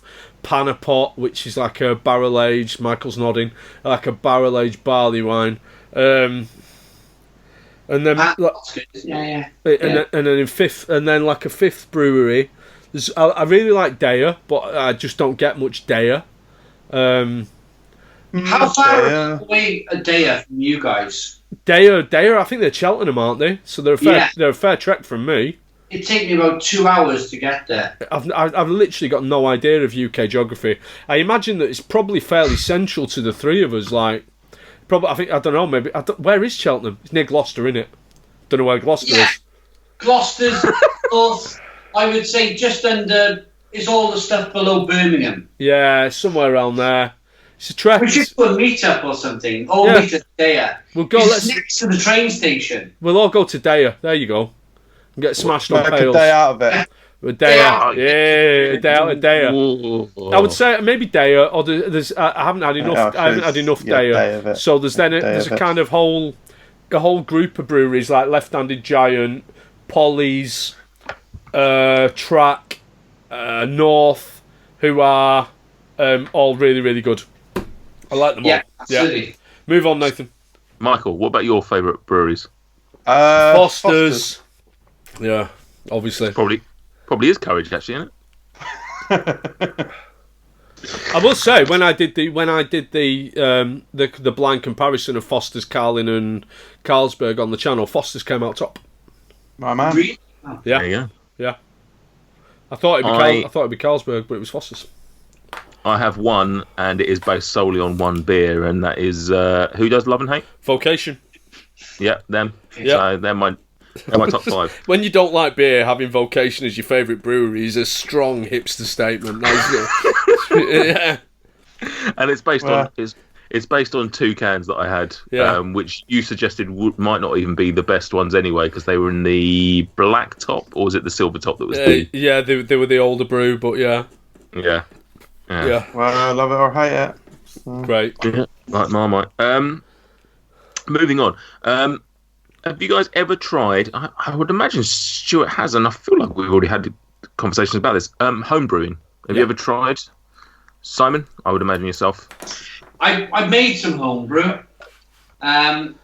It's funny because I've got a beer in Tesco called Barry Island IPA. I was going to mention this earlier. Sorry, yeah. Go ahead. I live in Barry Island, the land of Gavin and Stacey. I live in the town of Gavin and Stacey. So I made a beer with a local brewery, Brains, called Barry Island IPA. I've brewed beers all over Europe with expert brewers. Yeah. The moment I tried homebrewing myself, I blocked the blower valve after 2 days. It blocked up with yeast. And then, of course, once the beer couldn't breathe, the top blew up and beer went all over the ceiling. And yeah, so I get sent a little bit of homebrew. One of them exploded on me. I'm not sure if any of you have seen that on YouTube. No. Where I'm just relaxed. I've grabbed this bottle of homebrew. So what happened, Michael, if I can explain? The homebrewer put fruit in the beer. Nice. My man. So there was residual sugars left in the bottle, and there was yeast in the bottle. So the beer carried on fermented in the bottle. So it was slowly becoming a bomb. Oh, wow. It was carbonating and carbonating and carbonating. And I was quite lucky. A lot of people said it could have exploded in your face, but the moment I put the bottle opener to the bottle, I raised it up slightly. The whole beer, in a split second, emptied out the bottle and went all over the ceiling. Wow. I vowed on the channel never to review homebrew again. I get people all the time saying, "Can you review my homebrew?" No. I have to decorate. Do you remember what the video is called? It's on my channel. It's called Beer Explodes. Brilliant. Will watch. Amazing. Is this the one Or from the if other you day? just put into YouTube Beer Explodes, I'm sure you can find it. Yeah. Is this one recently? Is this like literally a few days ago? About 4 or 5, maybe 5 months ago. Oh. And it's the first few seconds, Michael. You'll see it now. I did it in a slow-mo. Here we go. Give it a go. Arctic raspberry pain. Well, the raspberry fruits in the beer fermented. The warning signs were there. The pain bit. Here we go. Oh, The problem is now that coated. Michael's watching a video on YouTube, which is going to choke his bandwidth, which makes for fantastic podcast. Sorry, can we not use the word choke around Michael? You know usually what happens with that. Are we just going to wait while he... Straight into the nuts. Watches a YouTube video. You might want to note this time down, Stuart. Yeah, this is great, Michael. Oh, here we go. Here we go. Oh, yeah, Here yeah. we go. Yeah. Oh, damn. Oh, it's the look of fear. Brilliant. Oh, that's brilliant. Super. Can you see it dripping off the ceiling all over the... Yeah. Yeah. Yeah. Just saw a massive chunk. Brilliant. That's And fantastic. there's nothing left in the bottle. It completely emptied. Did you that's get amazing. any in your mouth or just on the ceiling? I think just like the smallest amount. Well, I got to try. What about you, Stuart? You say you've tried it as well? And yeah, quite famously on Food View UK, so twice on Food View UK, Nathan. So try and keep up. Twice? Yes. I mean... No, I did it. Stuart, I don't know if you know how this works. This is the podcast where, I'm trying to be inclusive. I'm not just going to go, Stuart, do you remember those videos you did? Cool, let's move on. I'm trying to engage a conversation with you. I did a series of Wow. vlogs. I did a series. I've brewed a few times. I haven't brewed for about a year, but I did a series of vlogs on the channel where I brewed pale ale, I think, and I brewed an all-in-one brew in a barrel kit that we were sent from a German manufacturer, Oh, cool. which was okay. Yeah. Have you tried any of the Wilkinson stuff? I've never tried any. No, I haven't. I think the home brewing. I've never done an all grain. I've got a mate that does all grain brewing. I've done the ones where you get the syrups though, where you get quite a lot of malt, I've not tried the Wilkinson stuff. I will do a brew again soon at some point, but I fancy doing an all grain brew. It's not that difficult, to be honest. No. I went straight into all grain brewing, and I'm glad I did, because it's cheaper to buy a load of malt online. Yeah, and it's only like making a cup of tea. You're only looking to get that dark kind of, or the light liquid out of the malt, or the colours and the sugars out, and then you're done. It takes about 50 minutes to an hour extra. Because I think the stuff, when you buy wort online, or in a packet, I think they may have to kind of preserve it. Lots of preservatives and stuff in it, you know. Yeah. No, I'm definitely going to do it again. Yeah. I've got all the gear anyway.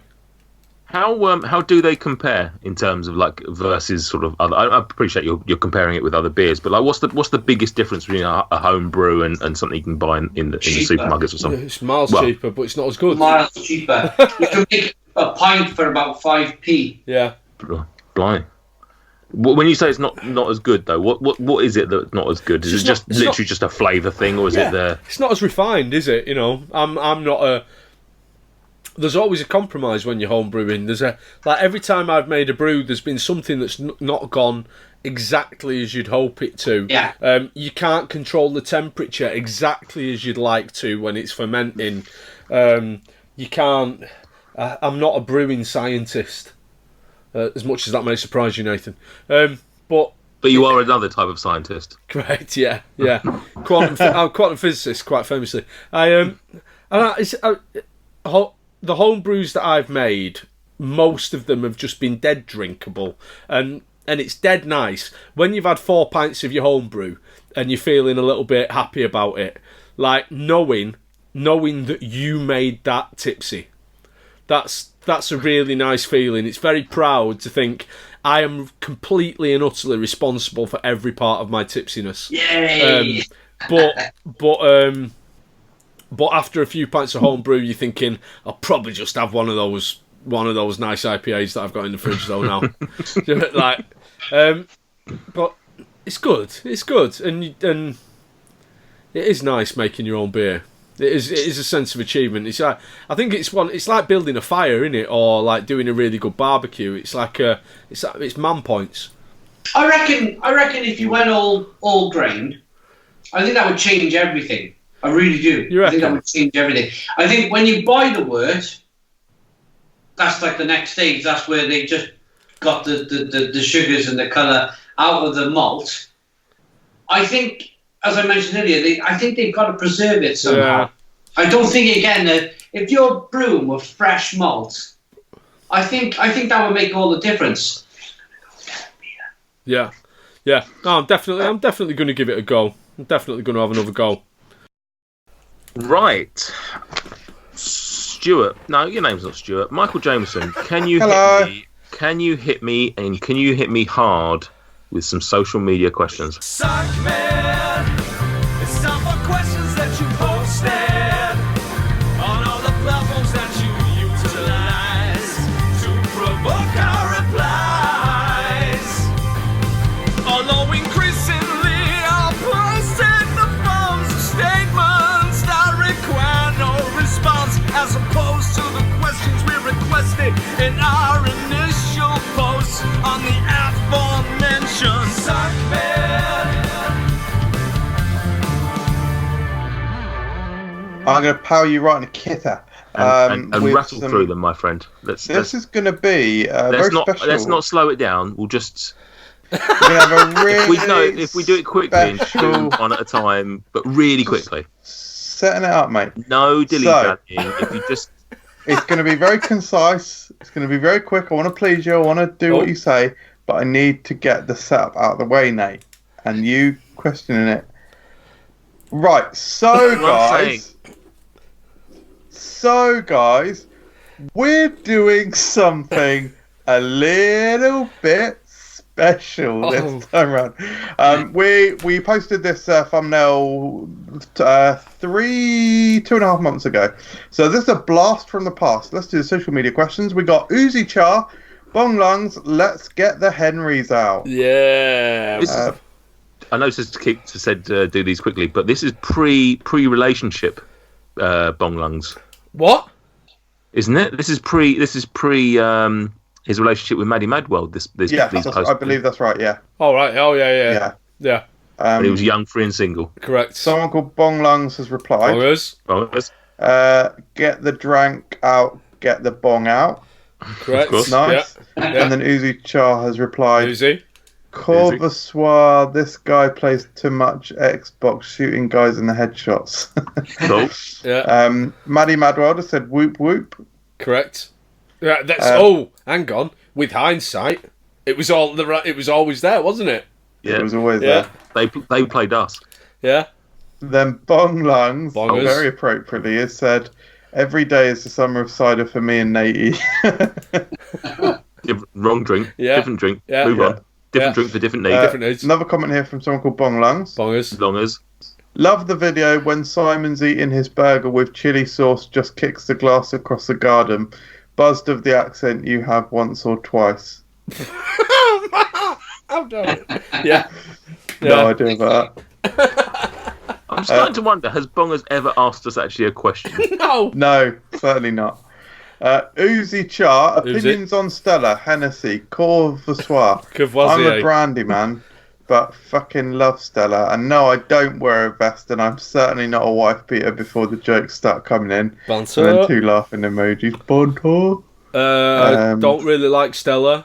I'm not a brandy fan. It's one of the only... brandy and gin are probably the only spirits that I don't like. I don't understand the whole gin thing. Do you? Stuart? No. Don't like gin at all. Love a gin. Give me a gin. When's the gin episode? Fuck me. Be a street or gin lane, isn't it? Yeah. Gin will fix it. Luke C99, opinions on Innis and Gunn. Poor. Yeah, poor. Hangover fuel as well. Like their beers taste of hangovers. I think I've done one on Top of the Hops. They lie as well. They say that things are barrel aged and they're not. They pour the beer over oak chips and then say it's barrel aged and it's tenants. Yeah. It's tenants. It's tenant beer. Put it in a big barrel. They chuck a load of oak chips in the beer. Yeah. And then they say it's oak aged. Yeah. Which technically is true. It's you lies. You think barrels, don't you, when you think oak? It's like Innis and no fun. Innis and Gunn is basically brewed out of 2 ingredients: lies and hangovers. Wow. Yeah.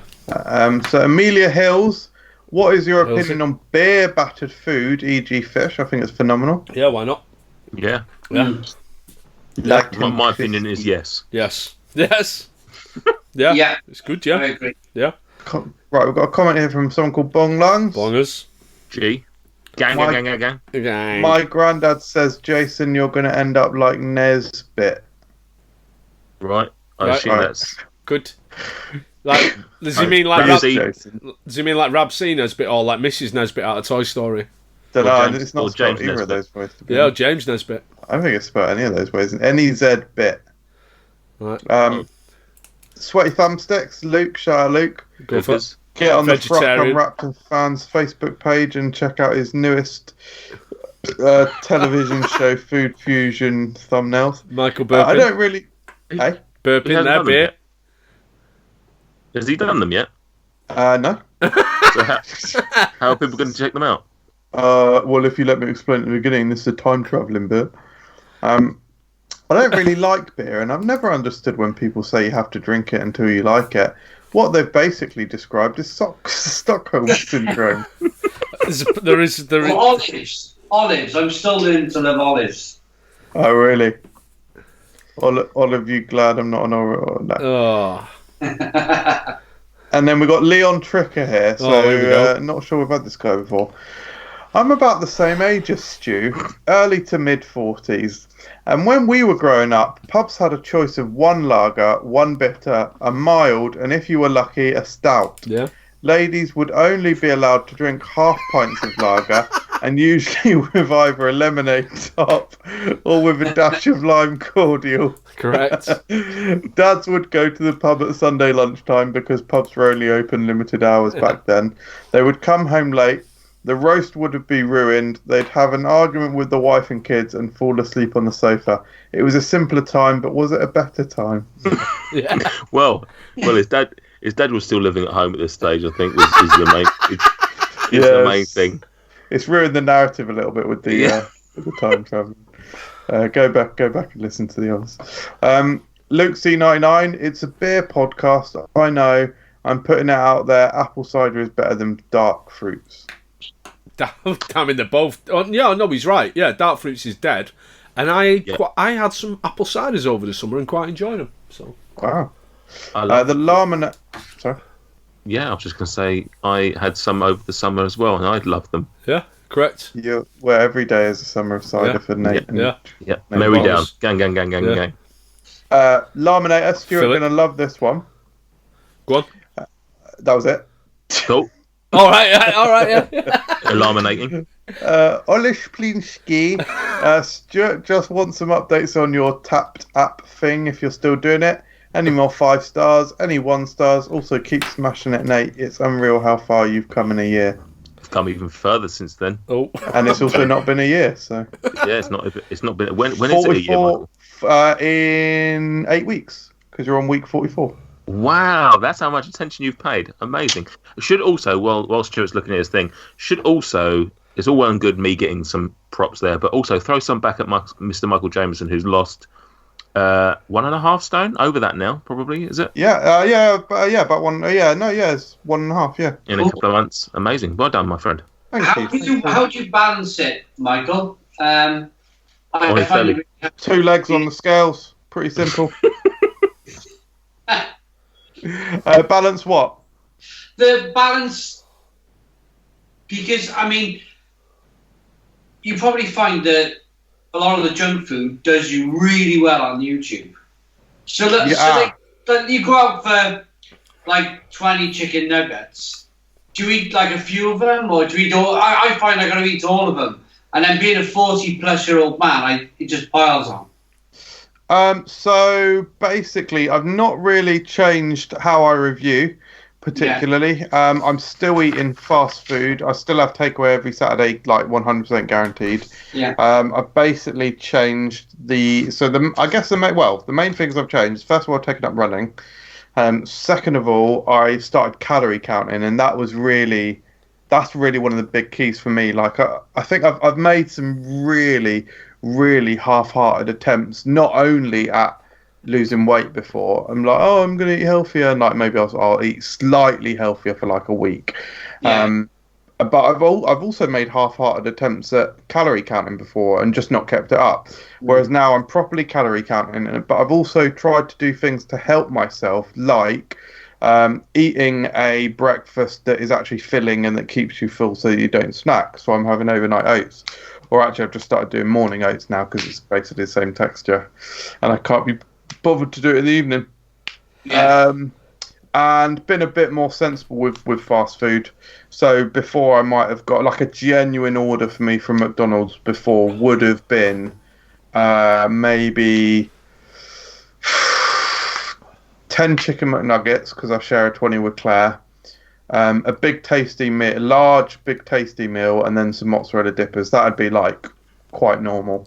Whereas now it'd be like 5 it'd be like 8.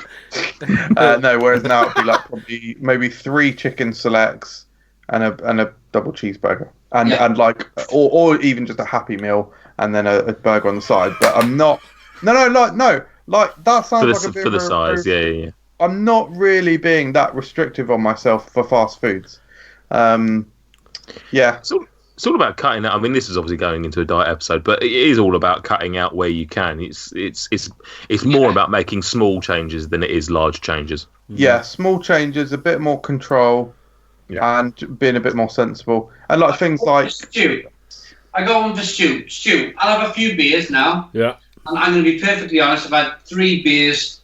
I want to grab a bag of Doritos. Yeah. Do you find after a few beers you're like, I need some substance. I need some crisps. And I do that every night. I'll have 3 or 4 beers and a bag of 150 gram Doritos. Yeah, it's one of the reasons that I'm knocking the beer on the head for a bit, because beer, unhealthy food does tend to follow beer.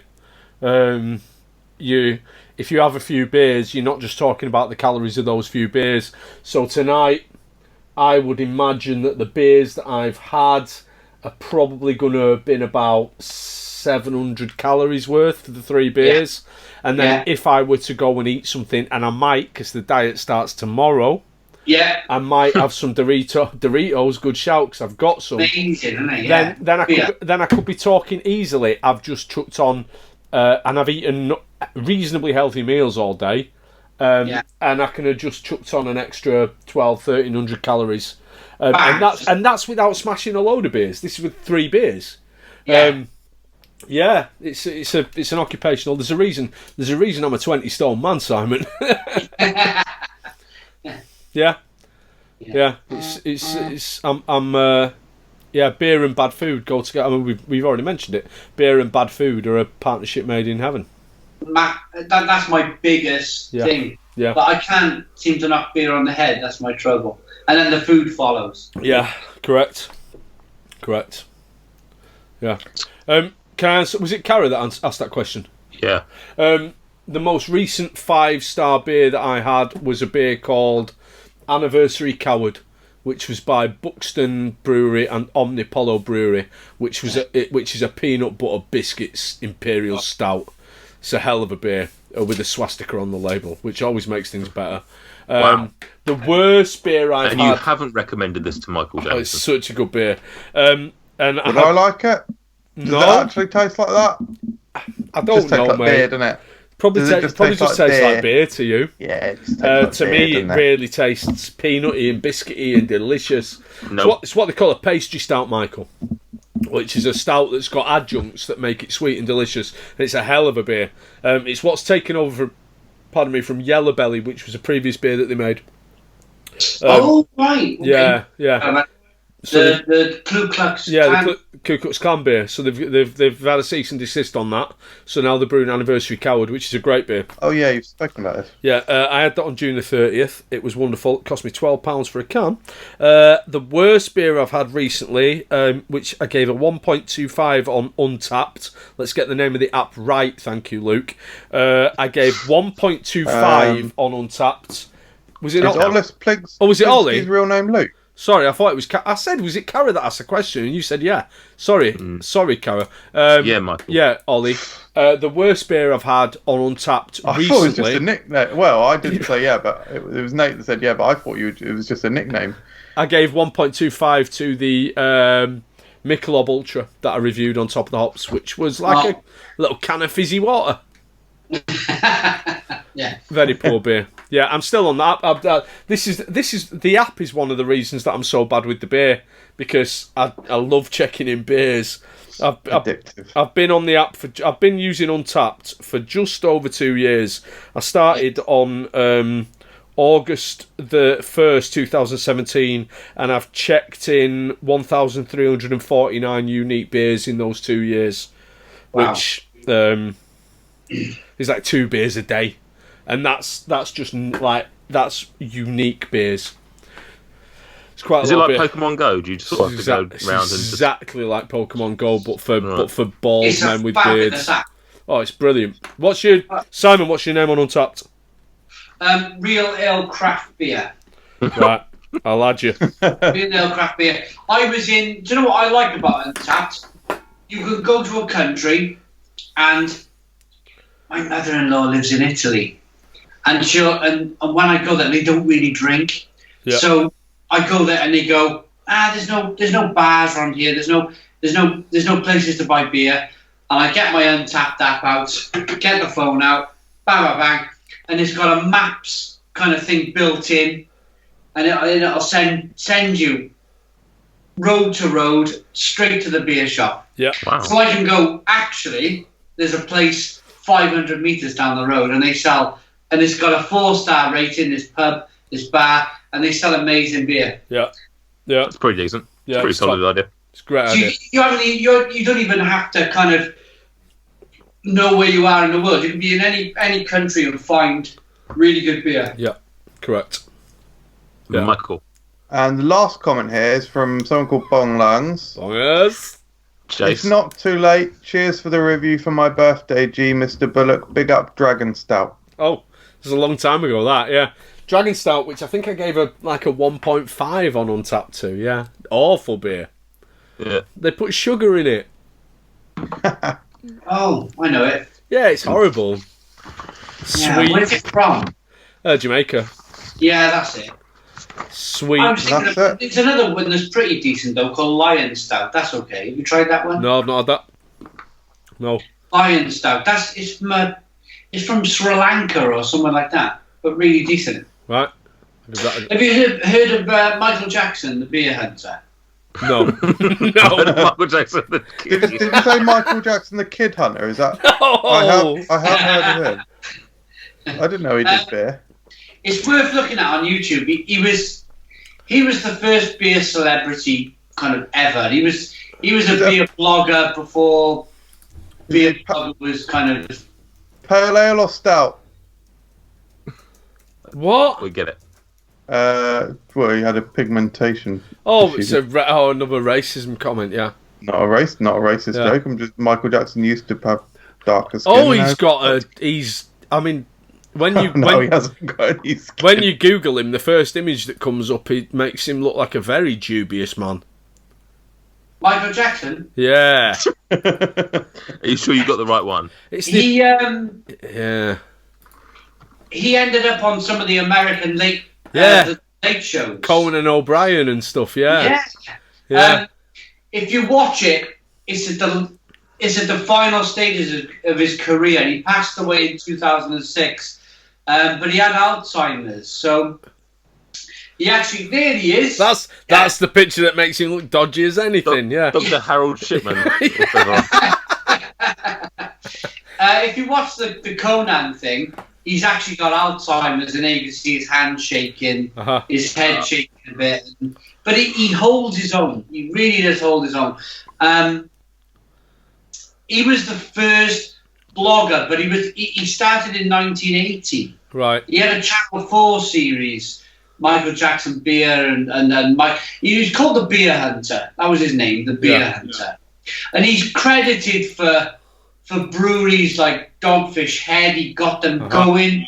Some of the massive breweries now in America, Anchor, Stone. Michael Jackson was accredited for visiting these small breweries back then and talking about them and spreading the word. Yeah. I'll check him out. Lad. I've never had any Dogfish Head, bizarrely. I bet American breweries just completely pass me by. We've talked about this in the past, though, because we've got lots of friends in America, lots of Nathan in particular, and you have got lots of friends in America, Nathan. Yeah. And we can't get the American beers over here because of the stupid American export laws. Yeah. Well, and the trouble is, by the time they get here, they're not at their best either, are they? no. Although vice versa, it does seem to work the other way, as Mr. Jim Kupka has found out there's a beer that he wants that he cannot get. So Correct. Yeah, he doesn't listen to this show, but fuck you, Kupka. This Beavertown Borderlands beer. Simon's just had a video go up today. I got 3 cans. If you want one, Stuart, I'll get one up to you. Oh, mate, that'd be amazing. I had a Blue Crate thing sent to me yesterday by Beavertown. Wow. You have to meet him in Cheltenham. Yeah. I'll get you a can. It's only 2.8%. Yeah. But if I can send you one up if you want. That'd be brilliant, mate. Thank you.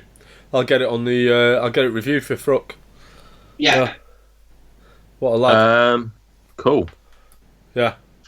Sweet or savoury? Hey! Let's play a game, Simon. Are you ready? It's time to play a game. Let's play a game. It's called Sweeter or Savory. We pull the name of a food stuff out of a hat. You tell us what you think about that. Will the next food stuff be sweeter or savory? Will it be sugary or covered in salt? It's just there's no way to know. But you must predict. Will the next food stuff be sweeter or savory? Yeah, Right. let's do it. I'll tell you the name of the food. You tell me whether you reckon the next food will be sweeter or savourier. I've got a good feeling, boys. Yeah. Wow. I mean, We've got at least 4 here. yeah. This game used to be such a proud moment of the podcast, and it's become this like whimper of a footnote. Oh. Well, I mean, you get people like Emma who comes on and doesn't really understand the concept of anything. Stupid woman. What a ridiculous woman she is. Yeah, fair comment. And I can say that safe in the will never knowledge that listen. she will never listen to this podcast. Correct. Despite being on as a guest and being your sister. Correct. Right, the first food out of the Northern Flat Cap There's is... a lot of rummaging going on there. Well- That's the most rummagey you've ever been. Well, you've just been given an absolute winner because the first food out is Marmite. Will the next food, Simon, it's 5th time out of the hat, will the next food be sweeter or savourier than Marmite? Ooh, Oh, sharp and take a breath. Nathan looks surprised. sweeter. Of course it'll be sweeter. Jesus Christ. There's nothing savourier than Marmite. The next food Yeah. out of the hat is it's the 5th time out of the hat again. We're on a roll. It's the Rich Tea Biscuit. The Rich wow. Tea Biscuit, which is a sweet biscuit, but it's not too sweet. It's a nice level of sweetness. Will the next food, Simon, be sweeter or savourier than a Rich Tea Biscuit? Oh, it's a tough one. Savoury. Savourier than a Rich Tea Biscuit. Bums. It's a Starburst. Oh, The 7th time, it's one of the most intensely sweets. Starburst. 7th time out of the house, and I think that's bummed it. Lads, do you agree? Yeah. What a shame. Filled it. I jinxed it by mentioning 4 and we didn't even get to 4. Three. I mean, that is... But fair play to Simon. He played the game well. He was scuppered by the Starburst, which is... Yeah. Probably the sweetest thing in there. Yeah, certainly one of the sweetest Or- things. Or fish foods in there. That's pretty Yeah. bad. Oh, the sweetest thing. Don't... Is that the ice cream? The fish food ice cream? Yeah. Yeah. Very sweet. Very sweet. The next one out of the hat would have been... It would have been a KFC Zinger Tower Burger. Yeah. Oh. So, Coulda, shoulda, woulda. yeah. Hey. I almost wish at the start of this year we'd done a behind you'd set up a Top Gear style silver board that you could everyone slam on 3. and they're all at the bottom. There's no one up the top. I can't wait. 2020, it's happening. I'm buying magnets. Oh yeah, you definitely should do that. Yeah. I reckon we each should have another stab at it. At some point, we've got to reset sweeter or savoury and just start again. Yeah. Or just ditch the game. Because surely something my friend is broken in the game. I reckon the average this year is 4. If No, I that. think If it's 3. that. God, 3. no way is it that high. I think it's 3. Yeah. Yeah, I appalling. didn't do too bad then. No, No. very Average, yeah. very average. Yeah. In order to grow the Food Review UK podcast, we'd like to ask all our listeners and subscribers to drop us a review on their chosen podcast application. With your help, we could grow the podcast to such an extent that we had no need for the Food Review UK YouTube channel and its owner, Michael Jameson. There is a little favour that we'd like to ask of you. Just head on over to iTunes and leave us a positive review. 1,000 5-star reviews and MJ dies! Hurrah! I mean, to give you context, Simon, I think the current record is Jason still with 13? 13 or 14, Wow. yeah. 13 or 14. That's right. Yeah, and in our first year, we had a few sort of 7s, 8s around that sort of mark, and then we didn't really give it a hard reset, but at the start of the year, we sort of decided just to take the scores again. And honestly, everyone Awful. has been hitting around 3. It's really weird. And Yeah. first at Jason's, that was what, episode 4 or 5? Yeah. Oh, early doors, yeah. Movie food, like, yeah, early doors. Yeah, I think I posted a 2 or 3. MJ, I think, did about a 4 or 5. I think I got 7 or 8. Yeah, and then Jason came out of the blocks Yeah. running, and yeah. Yeah. It's a shame because it's a great game. It's just that it's not the game. Don't hate the game, hate the player. Simon. Yeah. And on that tragic note, that is pretty much all we've got left for tonight's show. I want to first thank you, Mr. Simon, for joining us. Remind everyone the name of your channel. It's probably been mentioned about 13 times, but remind everyone the name of your channel. It's called Real Ale Guide on YouTube. And if anyone wants to find one, what's your favourite video that you've done? The one that you're proudest of, the one you want people to come and find you and sort of gateway into your channel. I would say the washing my car with Budweiser. Fair play. I imagine that would Budweiser car wash video, I think it's called. Lovely. Yeah, I imagine that would get some people in. Nice bit of clickbaitery there. Yeah, thank you very much for coming on. Hope you've enjoyed it. It's been great having you on, and I'm sure if no one else, Stuart will absolutely be campaigning to have you on every other bloody show because I've really enjoyed it. I've really enjoyed myself. And I got one more question before you go. Oh. It's to Michael. I'm a massive fan of Michael's of the food reviews. What have you got coming up, Michael? Heading towards the Fast and Furious Christmas season. What are you looking forward to? What are you going for with the channel over the next few months? Love that question. So I would say we've got some fairly exciting stuff coming. So I am compiling a secret video that I can't really reveal yet, but it is linked to Gossie. It's basically going to be the decimation of Gossie. We're also compiling a top 100 moments. We got to 5 and we're struggling. I'm trying to get together our most underrated reviews or videos, the videos with not many views that deserve more. And then we're going to do some cool stuff. So I want to do this, what they call in Australia, the spider, which is soft serve ice cream on top of an ice blast.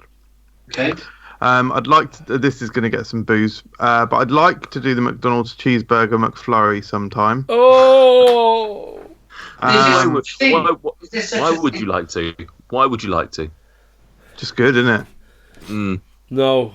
What? Sorry, are you going to blitz the burger into the McFlurry or? Oh, chop it up, little chunks. Is it, Stuart? Sorry, was there a good way that this was going to? What was your? Oh, I don't know. I'm just clutching at straws. Something that he could say that would make it slightly more acceptable. Sorry, hang on. Right, no. Will this include the bread bun? Yeah. And how will you order the cheeseburger? Plain. Grow up, man. Come on. So you're not reviewing a cheeseburger then? No, you've got to get it. A plain cheeseburger. No. Come on. Do it. Okay. I'll just wait it then. I think if I can offer a suggestion, I think you should do it 3 ways. I think you should have 3 cheeseburgers, or if the budget stretches so far, and 3 McFlurries, and you have one version where you've chopped up the cheeseburger and you've put it in as you would get a normal McFlurry. So you've got the ice cream and you've got the chunks of the burger in there. You've got a second one where you've got a whole cheeseburger and you're dipping it into the McFlurry, very much like you would do with your chicken nuggets. Yeah. And then a third option where you've got the cheeseburger, but instead of dipping it into the ice cream, you've got the ice cream in the cheeseburger. So you've already done that one. Not really. So you sort of then do it. Yeah. No. So then you put that as like your sauce. Video on the channel. One of the first videos on the channel. No. So then you put the ice cream within the burger like it's an extra sauce, and then I get it because I've done it. Yeah. No, but you haven't done that. So I've done that. No, what I'm saying is you haven't done that. So then you do that as a third option, and then you compare them. It's like a triple versus, and you say just which one is your favourite of the 3. Yeah, I'll definitely do that. But you need to get the cheeseburger as it comes. Absolutely, yeah, I agree. Definitely going to do that. He's not going to do any of that. Definitely not doing any of that. He's just going to do a shit video. Stuart, can you do it? Probably most excitingly, we're going to try and do a new series on Food Review UK, probably called something like Food Review UK Creations, where I'm going to try and make sort of different kinds of chocolate bars of my own flavour. But that one's going to be a really hard one, so we'll see. Sort of shouldn't have even announced it because it might be too hard. What will lovely little laugh. Will that have its own theme music or? You offering?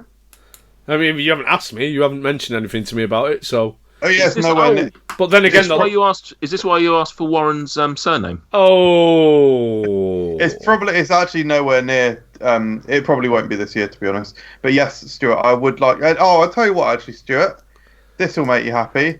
The KFC wrap that I've been Wait, have we announced that yet before? This is one of the many pieces of music over the years that I've made for you that nothing has ever happened. Like, I remember spending several hours making a theme tune to an animated series called Le Fruits, which never happened. I remember spending several hours making a backing track for a rap about KFC about 2 years ago. That's coming out. That is coming out 100%. I've tweaked the final. I've had to cut your music short though, because I just can't. Because I thought either I'm never gonna do it because I just can't get the last verse done, or I just cut it there. I'm fairly certain, to give context to the listeners, I'm fairly certain you asked him to do that before this podcast started. Yeah, I made the KFC music about 2-3 years ago. Yeah, it's about 2 years ago. Yeah. Awful. Yeah, it's coming. Because I felt bad. I genuinely felt bad. I was like, I need to get this finished. I even filmed myself in KFC at the weekend singing it. I spent a lot of time making that music. It's fucking great music, and it's going to hear the light of day. Look, here's literally me in... All right, here, how about... But as Michael said, you didn't do that for free, right? Because £100 an hour. Creative time, £100 an hour, so... Yeah, it's not free. It's not free. Recipes, finger licking, herbs and spices. This is me on Saturday outside KFC. This is literally, that's me outside doing it in front of people. But I also did it inside as well, so it is coming. Good singing. I can't wait. Yeah, I think I'm gonna sing the chorus in a like an American accent. I've been practicing. Definitely. World comes when it comes to fried chicken, cigarette space, finger licking, herbs and spices. You get the idea. Okay. It's good that, yeah. Thanks, Simon. I enjoyed asking the question, I really did. I'm a big fan. I watch a lot of the stuff. Actually, thank you very much. While we're still on you, Simon, let's throw it back at you. Have you got anything big coming down the pike on the channel?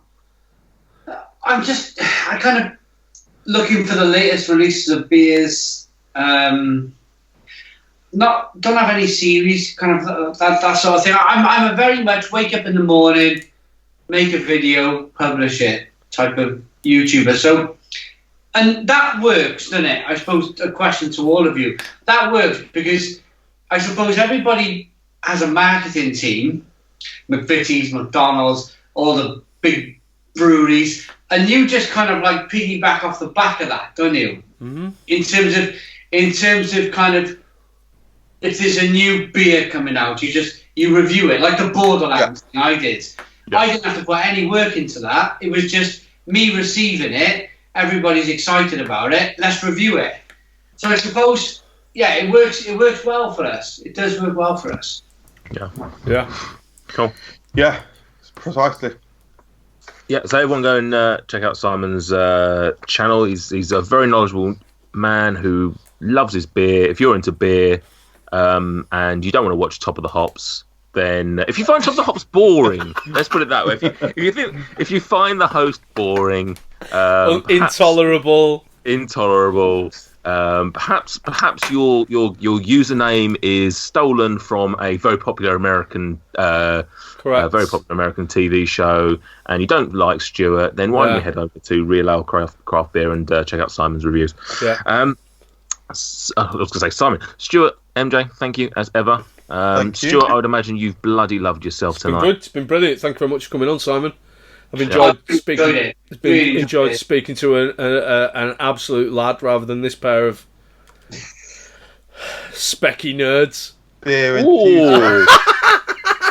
I think you'll find I'm a specky geek. Thank you very much to the listeners for listening.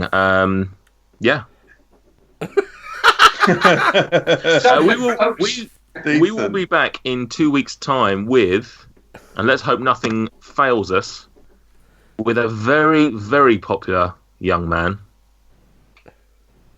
by the name of Blue Van Man. Oh. Oh! Brilliant, fantastic. I will be listening to that. Terrific guy. See you then. Oh, that was slick, Nathan, that little ending then. Yeah, fucking hell, mate. Well done, Nathan. I'm glad that you're going to keep all of this in and ruin it.